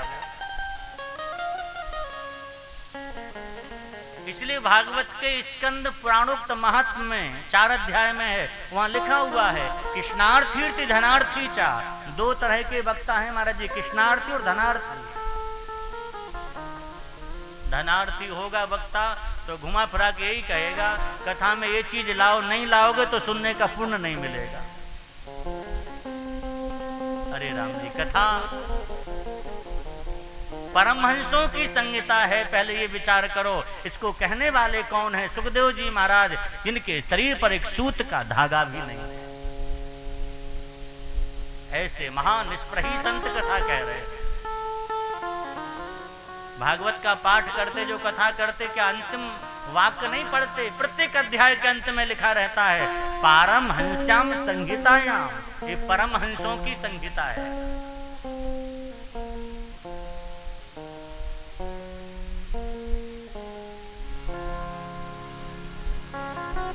संभाल करके चरित्र कहना चाहिए, इससे भक्ति बनी रहे। भक्ति के दोनों पुत्र युवा हुए हैं। शौनकाद ऋषियों ने प्रश्न किया है कि भगवान कथा सुन के भक्ति के पुत्र तो युवा हो गए, और भी कथा की कोई महिमा है? बोले पहले तो ये सुन लो, जो कथा नहीं सुनता वो कैसे हैं। कई श्लोकों में वर्णन किया है। वो कहा जो कथा नहीं सुनते उनसे अच्छे तो बस यही समझ लो चांडाल वच्च खरवत ते नीतम मिथ्या स्वजन्म जननी जन दूत भाग। जिसने कथा नहीं सुनी उससे अच्छे तो सुअर कुत्ते गधे ठीक है। भैया मानव का तन केवल और केवल भगवान की प्राप्ति के लिए मिलता है। खाना पीना सोना ये तो हम जो कर रहे हैं वो सुअर कुत्ते भी करते हैं। और भोगत्वेन सब भोग एक जैसे होते हैं। हमें जो सुख बढ़िया गद्दा पर बैठने में मिल रहा है, अब कभी पूछा नहीं, कोई सुअर से पूछे तो उतना ही सुख उसे नाली में लौटने में मिलता होगा। हमें जो सुख अपने व्यंजन पदार्थ खाने में, गुलाब जामुन रबड़ी रसगुल्ला खाने में मिलता है, और सुअर से पूछो कभी तो उसे भी अपने पदार्थ पाने में वही सुख मिलता होगा। एक महात्मा सुना रहे थे कि एक बार नारद बाबा आए, एक गांव में गए, बोले चलो बैकुंठ ले चलें, स्वर्ग ले चलें। कोई तैयार नहीं हुआ पूरे गांव में, कोई आदमी तैयार नहीं। हमको नहीं जाना, कोई कहे ये काम बाकी वो काम बाकी। आखिर में एक सुअर घूम रहा था, बोले हम चलेंगे। नारद जी ने सोचा चलो मनुष्य नहीं सही, एक पशु तो मिला, ठीक है चलो। अच्छा सुअर ने कहा थोड़ा स्वर्ग के बारे में बताओ, हमें क्या विशेषता है? चलेंगे जरूर, बहुत विशेषता बताई। तो सुअर ने कहा पहले तो ये बताओ वहां लौटने के लिए नाली मिलेगी? अरे बोले वहां नाली कहां से आई? और बोले हमारा जो भोजन वो मिलेगा? अरे बोले वहां ये सब नहीं मिलेगा। तो सुअर बोला आप ही जाओ, हम तो यहीं ठीक है।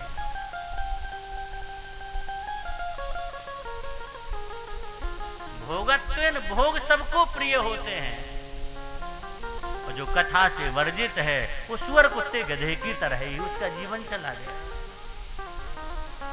राम नाम नहीं हृदय धरा, जैसा पशुआ वैसा नरा। पशु मनुष्य में अंतर नहीं है, बच्चे तो नहीं है। नर पशुआ उद्यम कर खावे। ये मनुष्य को परिश्रम करके खाना पड़ता, और पशुआ तो जंगल चरी आवे। पशु जंगल चराता है। भगवत कथा से, भगवान के नाम से अगर प्रीति नहीं हुई तो यह है सब पशुअन की रीति। फिर भागवत की महिमा बताई है, जो सुन लेता है सप्ताह यज्ञेन कलौ पुनन्ति ते, कैसा भी पापी हो एक बार कथा सुन ले वह तुरंत पावन हो जाता है। कोई पावन हुआ तो एक इतिहास सुना दिया। केवल संक्षेप में हम धुंधकारी का चरित्र कह करके विराम कर देंगे। कथा आप सभी लोग जानते हैं, कुछ समास कुछ व्यास क्रम से कथा चलती है। धुंधकारी की कथा आप सबने सुनी है। आत्मदेव नाम के पंडित जी जिन्हें कोई संतान नहीं है, पत्नी का नाम धुंधुली है और यहाँ पर धुंधुली की कई विशेषताएं हैं महाराज। हाँ, सुखदेव जी ने, व्यास जी ने धुंधुली की भी विशेषताएं बताई हैं। कैसी है? बोले लोक वार्ता रता क्रूरा प्रायसो बहुजल्पिका। सत्संग की बात करो तो इसको नींद आने लग जाती, पर संसार की चर्चा चले तो उसमें बड़ी आगे है। सबसे पहले बातें बना बहुजल्पिका, बात करती नहीं, बातें बनाती है। हाँ, कई लोग होते हैं बातें बनाने, ऐसी बात बनाते हो महाराज, खींच के ऐसी लंबी बात बनाएंगे कि लोग सुन के आश्चर्य करें। ऐसे ही थी। और क्या करती? बोले इसको प्रिय कर सूरा च ग्रह कृत्येषु, घर के कामों में तो बड़ी सूरवीर थी, पर कलह प्रिया, कलह प्रिय था, झगड़ा झंझट बहुत प्रिय थे।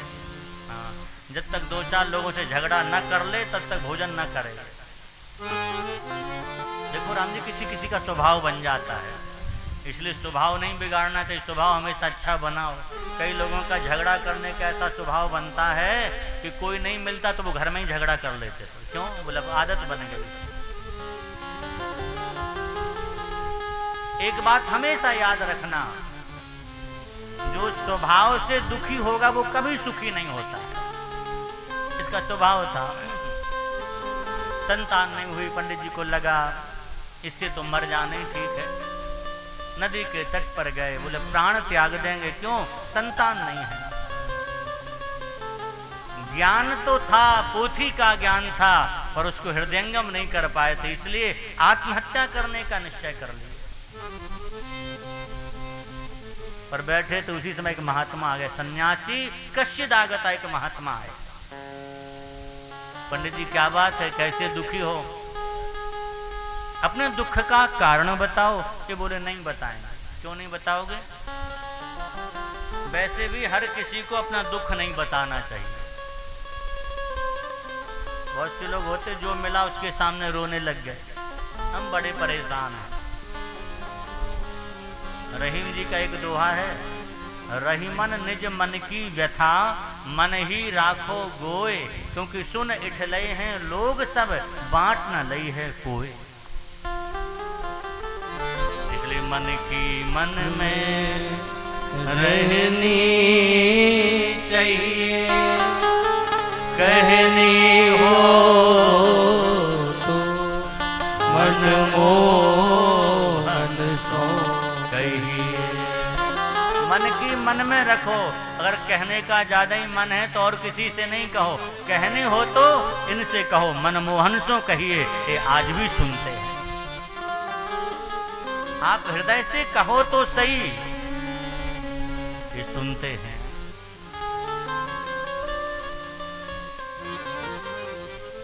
कहा सुनाओ पंडित जी, सारी बात बता दी। घर में संतान नहीं है, पितर लोग भी दुखी हैं, तर्पण करता हूं तो अंजलि का जल सूख जाता। क्यों? पितर गरम गरम श्वास लेते कि आगे चल के कौन हमें जल देगा। महात्मा ने देखा मस्तक, हाथ, बोले हमने देख लिया भविष्य। क्या है महाराज? बोले सप्त जन्म वधीलेन पुत्रो नैव तुनैव। एक नहीं 7 जन्म तक तुम्हें कोई संतान नहीं होगी। आत्मदेव जी बोले इससे तो पहले ही ठीक थे, आपने और दुख बढ़ा दिया। अब या तो हमें संतान दो, नहीं तो हम मर जाएंगे, आत्महत्या कर लेंगे। महात्मा बोले भले ही मर जाओ। देखो भाई, कोई चुपचाप बैठा हो ना उदास, तो जबरदस्ती जाकर नहीं पूछो क्या बात है। एक कहावत है बहुत पुरानी, जो बोला सो मरा। हाँ, बोलोगे तो कुछ ना कुछ समाधान करना ही पड़ेगा। इसलिए हमारे यहाँ न्याय में लिखा है कि ना पृष्ठम कश्चिद ब्रूयात्, बिना पूछे किसी को कुछ बताना नहीं चाहिए।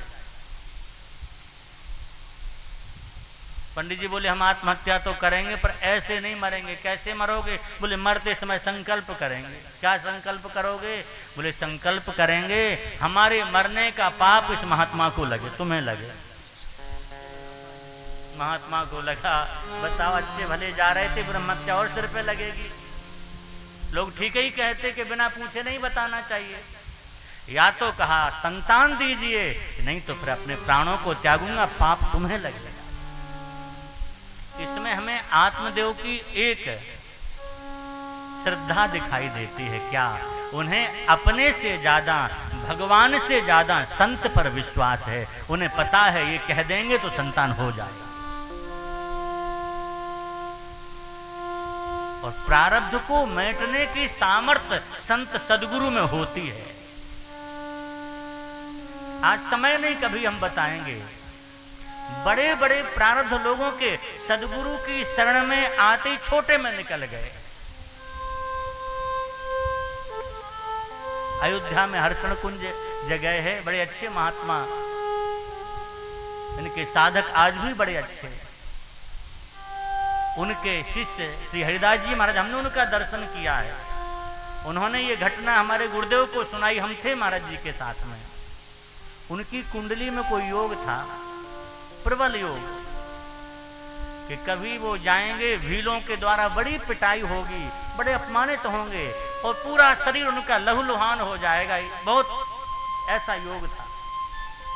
किसी ने बताया भी था उनको ऐसा होगा। और जब वो स्वामी श्री राम हर्षण दास जी महाराज के शरणापन्न हुए, उनसे दीक्षा प्राप्त की और कुछ रहे, उनके यहाँ साधन भी किया।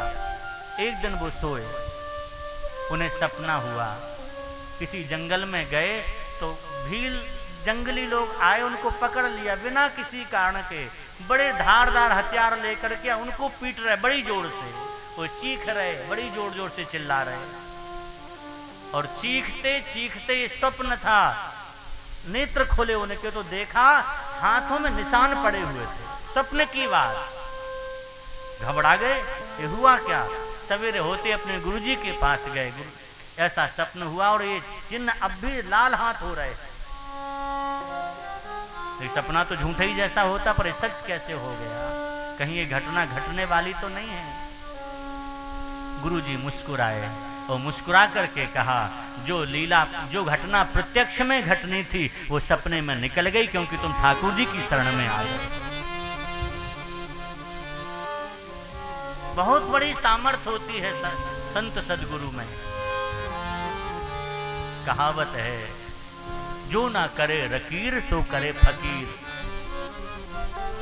विधाता ने भले लिख दिया कुछ भी, पर विधाता की लेखनी को बदलने की सामर्थ संत सदगुरु में होती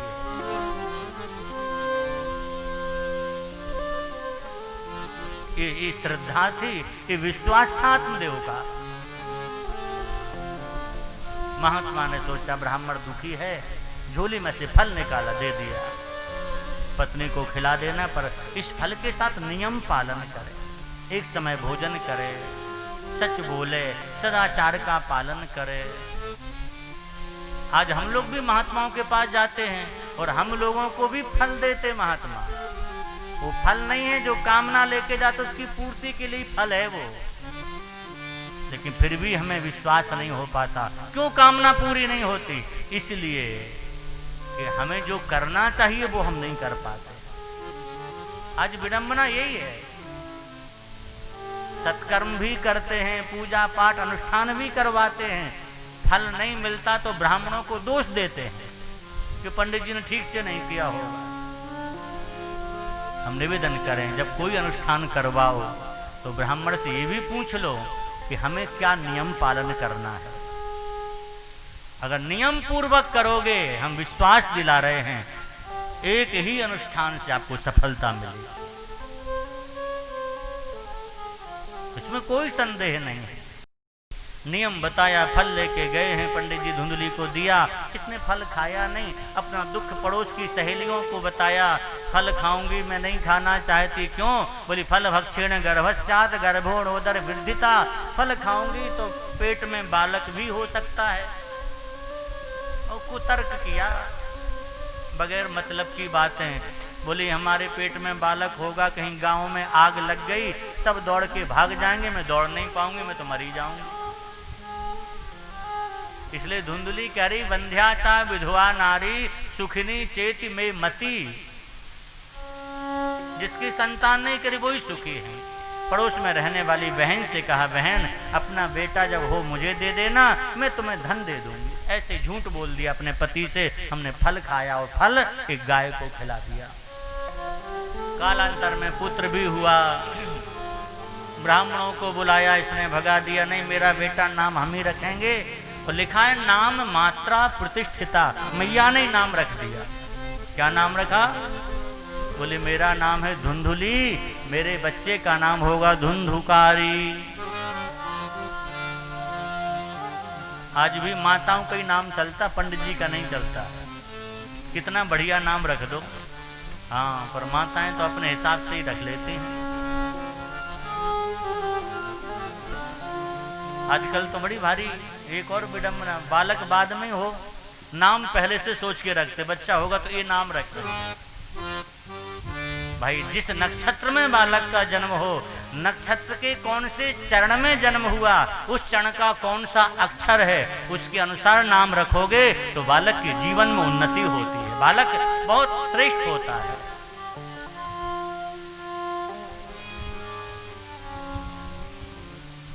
इसने नाम धुंधुकारी रखा, जैसा नाम वैसे लक्षण आए। ठीक 2 महीने बाद जिस गाय को फल खिलाया था उसके गर्भ से भी एक बालक हुआ। कैसा हुआ? सर्वांग सुंदरम दिव्यम निर्मलं कनकप्रभं। सर्वांग सुंदरम दिव्यम, बड़ा सुंदर था, सारा शरीर मनुष्य के जैसा था, कान उसके गाय की तरह थे, इसलिए उसका नाम रखा गौकर्ण। बोले श्री गौकर्ण जी महाराज की जय। दोनों बड़े हुए, प्रकृति अलग अलग थी, इसलिए गौकर्ण पंडितो ज्ञानी धुंधुकारी महाखला। गौकर्ण बहुत बड़े पंडित हुए, धुंधुकारी महान दुष्ट हुआ। चौरा सर्वजनित द्वेषी, सब हस्ते न भोजनम, चोरी करता, डकैती करता, मुर्दों को मार के मर लेके पकड़ के आएगा और जूठ उन्हीं हाथों से खाने लग जाए, बड़ा दुष्ट था। आत्मदेव को गिलानी हो गई, सोचा इससे अच्छा तो बेटा ना होता तो ठीक था। फिर मन में आया बहुत अच्छा हुआ एक कुपुत्र निकला, क्यों? इसे छोड़ने में हमको दुख नहीं होगा। और अपने पुत्र गौकर्ण जो गाय से प्रकट हुए उनके निकट गए, कहा बेटा मेरा उद्धार करो। भागवत में वर्णन है, माम उद्धर दया निधे, बेटा मेरा उद्धार करो। इसका तात्पर्य है अपना कल्याण अगर चाहते हो तो किसी छोटे के पास भी जाओ तो भी छोटे बन के जाओ, अभिमान लेके मत जाना। आत्मदेव जी बहुत बड़े ज्ञानी हैं, लेकिन आज असमंजस में पड़े हैं, दुखी हैं, तो गौकर्ण के पास जाके कह रहे बेटा तुम्हारी शरण में क्या करें हम। गौकर्ण जी ने बहुत सुंदर उपदेश दिया है। असारा खलु संसारो दुख रूपी विमोह का, सुतः कस्य ननं कस्य स्नेहवान् ज्वलते निशम्। संसार में कोई किसी का नहीं है, कहते जरूर हैं ये अमुक है एक तमुक है, पर कोई नहीं है। झूठे नाते लोग भुलाना, ये रिश्ते सब झूठे हैं। कोई संग जाता आपके, कोई नहीं जाता, सब छोड़ के चले जाते। इसलिए भगवान ही एकमात्र अपने हैं। 2 श्लोक में गोकर्ण जी ने ज्ञान दिया है। ये 2 श्लोक में मानो संपूर्ण भागवत का सार गोकर्ण जी ने कह दिया है। देहे शिवांस रुधरे भीमत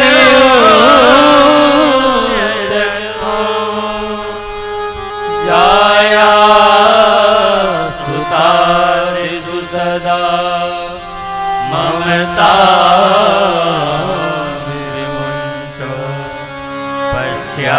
पश्यादिशं जगदिदं क्षणभङ्गुनिष्ठा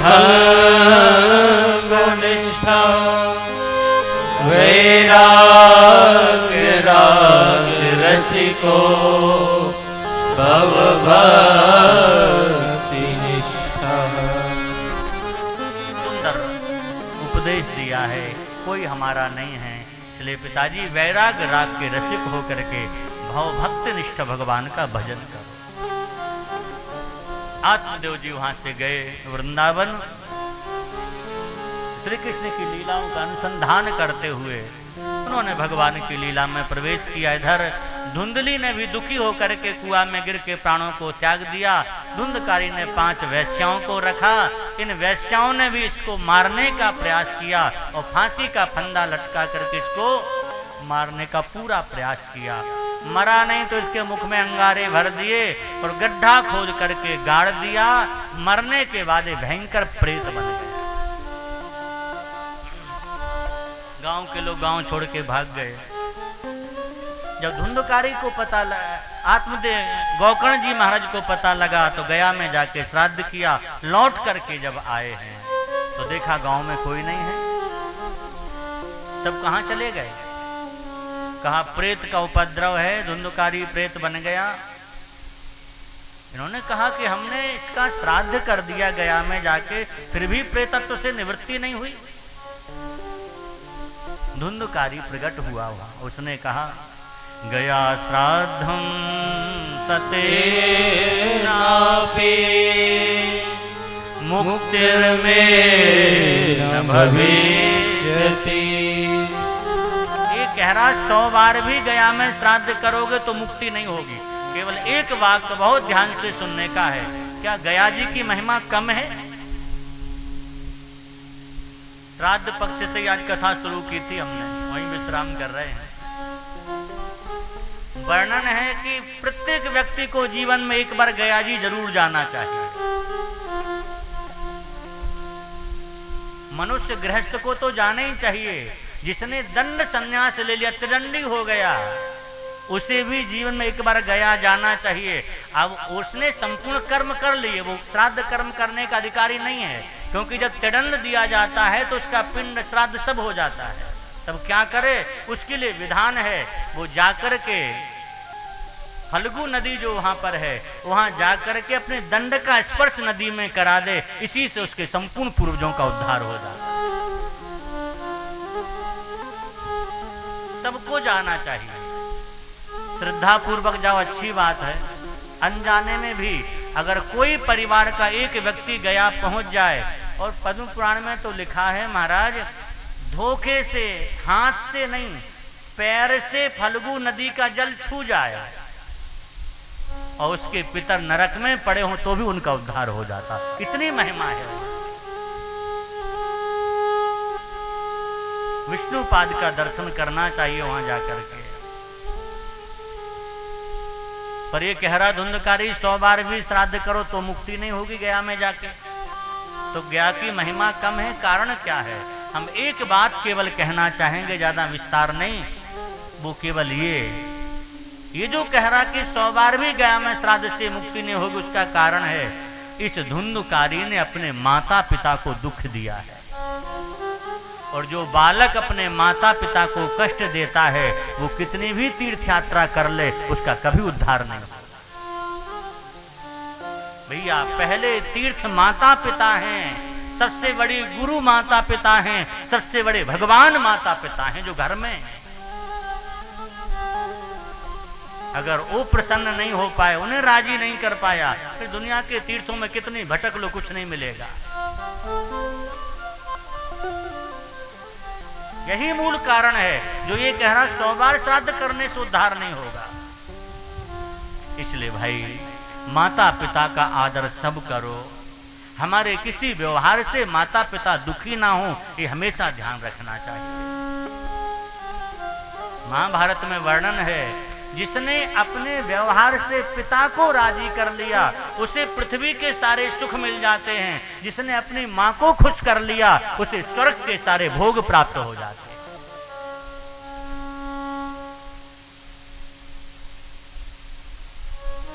कहा धुंधकारी से गौकर्ण ने, तेरी मुक्ति का उपाय सोचेंगे। प्रातः काल सूर्य नारायण से पूछा, कोई बंधन में पड़ा हो उसकी मुक्ति कैसे हो? भगवान सूर्य ने बताया।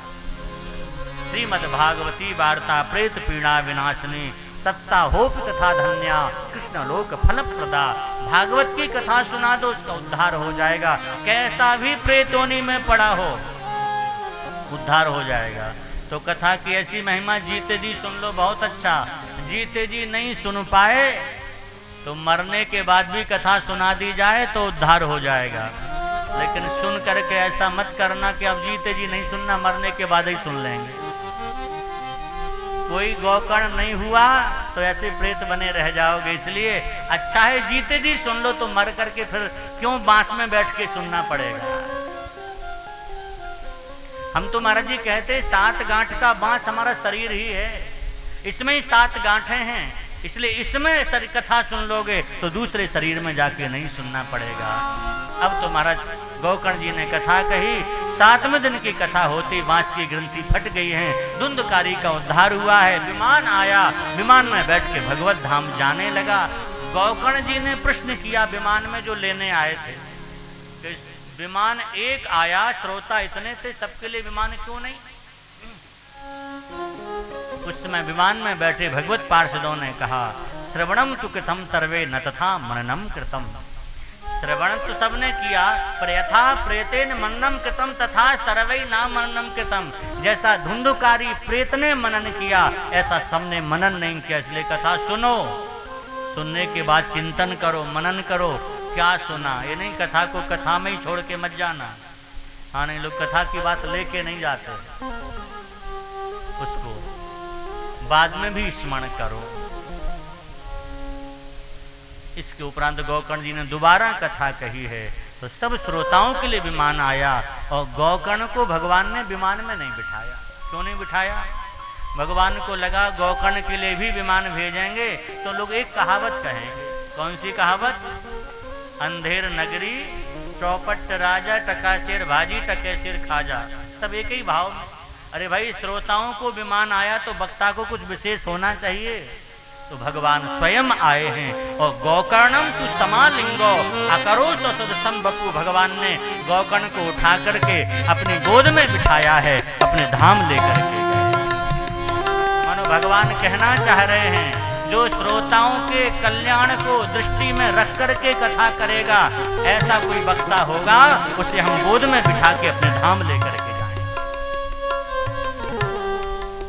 महात्मा की समाप्ति पर संकीर्तन हुआ है। संकीर्तन में सब आए हैं, अलग अलग वाद्य बजा रहे हैं। कौन कौन आए हैं? प्रहलाद तालधारी तरलगृतया, उद्धवा कांसधारी वीणाधारी सुरर्षि स्वर कुशलतया, राग करतार्जुनो भूत इंद्रो वादी मृदंगम जय जय शुकरः कीर्तने ते कुमारा यत्राग्रे भाव वक्ता सरसर तनया व्यास पुत्रो बभूवो। प्रहलाद जी ताली बजा रहे हैं, इसलिए कीर्तन हो तो ताली जरूर बजाओ भाई। एक बात कह देते हैं, हाथ की रेखा बिगड़ गई हो, विश्वास पूर्वक व्यासपीठ से कह रहे हैं। किसी ज्योतिषी ने कहा हो ये रेखा गड़बड़ है, आप नियम पूर्वक आधे घंटे घर में ताली बजा के कीर्तन करो, हम विश्वास दिला रहे हैं वो रेखा थोड़े दिन में बदल जाएगी। भगवान के नाम में बहुत बड़ी सामर्थ है। प्रहलाद जी ताली बजा रहे, उद्धव जी मजीरा बजा रहे, कांसधारी, नारद जी बीणा बजा रहे हैं, सुंदर राग छेड़ रहे हैं। इंद्रोवादी मृदंगम, इंद्र देवराज स्वयं मृदंग बजा रहे हैं। अर्जुन राग आलाप रहे।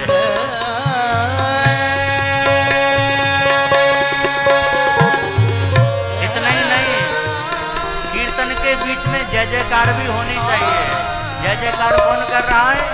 जय जय सु कर रहा, जय हो, सनकादिक जय जयकार कर रहे हैं बीच में, जय हो जय हो।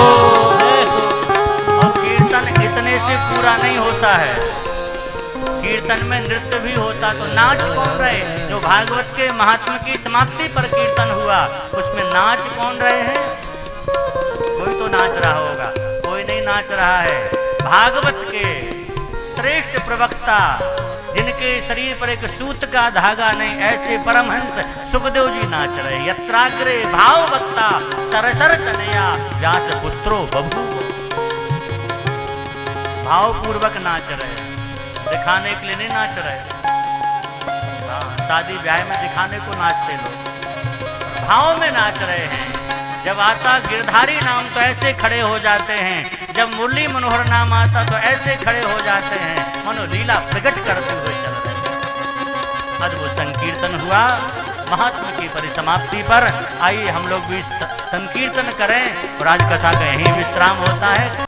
मस्ती तुम्हारे नाम की हरदम चढ़ी रहे, मस्ती तुम्हारे नाम की हरदम चढ़ी रहे, मस्ती तुम्हारे नाम की हरदम चढ़ी रहे, ओ मस्ती तुम्हारे नाम के हरदम चढ़ी रहे, ओ प्यारे हरदम चढ़ी रहे, प्यारे हरदम चढ़ी रहे। तस्वीर सांवरे की, तस्वीर सांवरे की दिल में बसी रहे, तस्वीर सांवरे की दिल में बसी रहे, मस्ती तुम्हारे नाम की हरदम चढ़ी रहे, मस्ती तुम्हारे नाम की हरदम चढ़ी रहे, प्यारे हरदम चढ़ी रहे, प्यारे हरदम चढ़ी रहे। तस्वीर सांवरे की, तस्वीर सांवरे की मेरे दिल में बसी रहे, तस्वीर सांवरे की हाँ दिल में बसी रहे। बड़े भाव से जय हो।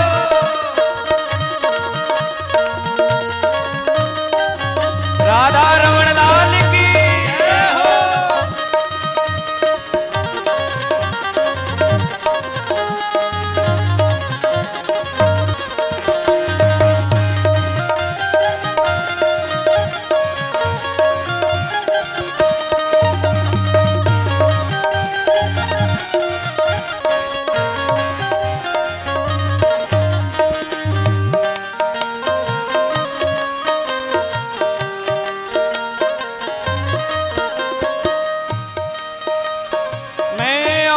कुछ न चाहूं बस इतना चाहता हूँ, मैं और कुछ न चाहूं बस इतना चाहता हूँ, मैं और कुछ न चाहूं बस इतना चाहता हूँ, मैं और कुछ न चाहूं बस इतना चाहता हूँ, प्यारे बस इतना चाहता हूँ, बस इतना चाहता हूँ। तेरी कृपा की दृष्टि, तेरी कृपा की दृष्टि हरदम पड़ी रहे, तेरी कृपा की दृष्टि हरदम पड़ी रहे, मस्ती तुम्हारे नाम की हरदम पड़ी रहे, मस्ती तुम्हारे नाम की हरदम चढ़ी रहे।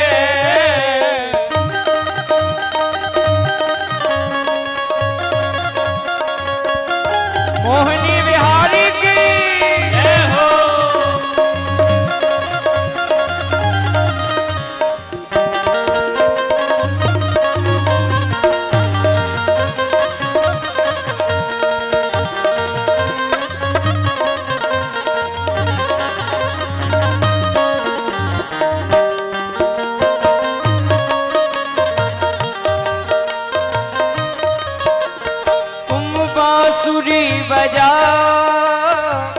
मैं मस्त होके नाचूं, तुम बांसुरी बजाओ मैं मस्त होके नाचूं, तुम बांसुरी बजाओ मैं मस्त होके नाचूं, बांसुरी बजाओ मैं मस्त होके नाचूं, प्यारे मैं मस्त होके नाचूं, मैं मस्त होके नाचूं। बंसी सांवरे की, बंसी सांवरे अधरों पर धरी रहे, बंसी सांवरे की अधरों पर धरी रहे, मस्ती तुम्हारे नाम की हरदम चढ़ी रहे, मस्ती तुम्हारे नाम के हरदम चढ़ी रहे। तस्वीर सांवरे की, तस्वीर सांवरे की मेरे दिल में बसी रहे, तस्वीर सांवरे की मेरे दिल में बसी रहे। जय गोविंदा जय गोपाला, जय गोविंदा जय गोपाला, मेरा मुरली मनोहर नंद लाला, मेरा मुरली मनोहर नंद लाला, मेरा मुरली मनोहर नंद लाला, मेरा मुरली मनोहर नंद लाला। जय गोविंदा जय गोपाला, जय गोविंदा जय गोपाला, जय गोविंदा गोपाला मुरली मनोहर नंद लाला, जय गोविंदा गोपाला मुरली मनोहर नंद लाला, मेरो मुरली मनोहर नंद लाला, मेरो मुरली मनोहर नंद लाला। सूर्यो अजायत श्रोत्राद्वायुश्च प्राणश्च मुखादग्निरजायत।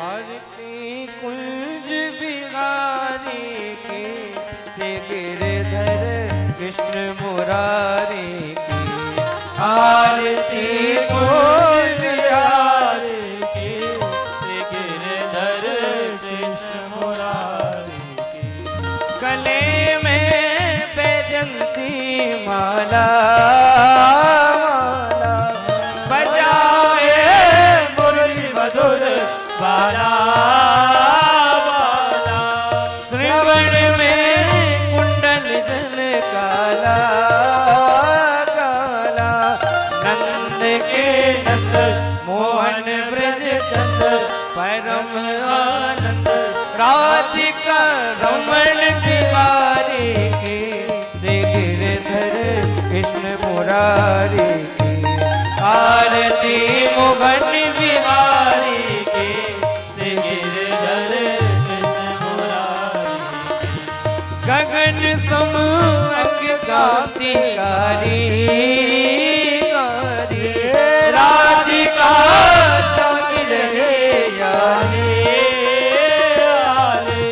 लगन में ताड़े बनवारे, बनवारे भ्रमर सी अलग कस्तूरी तिलक, चंद्र सी झलक ललित छवि श्यामा प्यारी से गिरधर कृष्ण मुरारी की, आरती बांके बिहारी की से गिरधर कृष्ण मुरारी की, शीस पे मोर मुकुट बिल से, बिल से देवता दर्शन को तरसे, तरसे गगन सो सुवन बहुत बरसे, बरसे भजे मुन चंद्र मधुर मृदंग, वालिनी संग अतुल रति गोप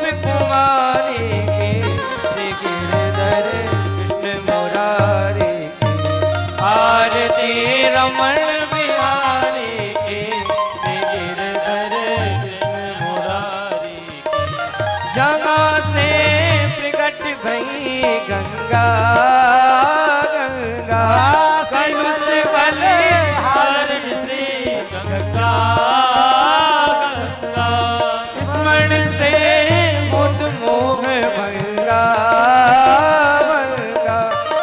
शीस वसित जटा के बीच हरे अधिक चरण जब श्री बनवारी की श्री गिरधर कृष्ण मुरारी की आरती रसिक बिहारी की श्री गिरधर कृष्ण मुरारी की चमक रही उज्जवल तट रेणु रेणु बाज रही वृंदावन वेणु चौदिसी गोपी ग्वाल धेनु धेनु हसत मृदु चांदनी चंद कटत भव बंद तेर सुन दीन बिकारी के श्री गिरधर कृष्ण मुरारी के आरती अवर आरे के श्री गिरधर कृष्ण मुरारी की श्री गिरधर कृष्ण मुरारी की श्री गिरधर कृष्ण मुरारी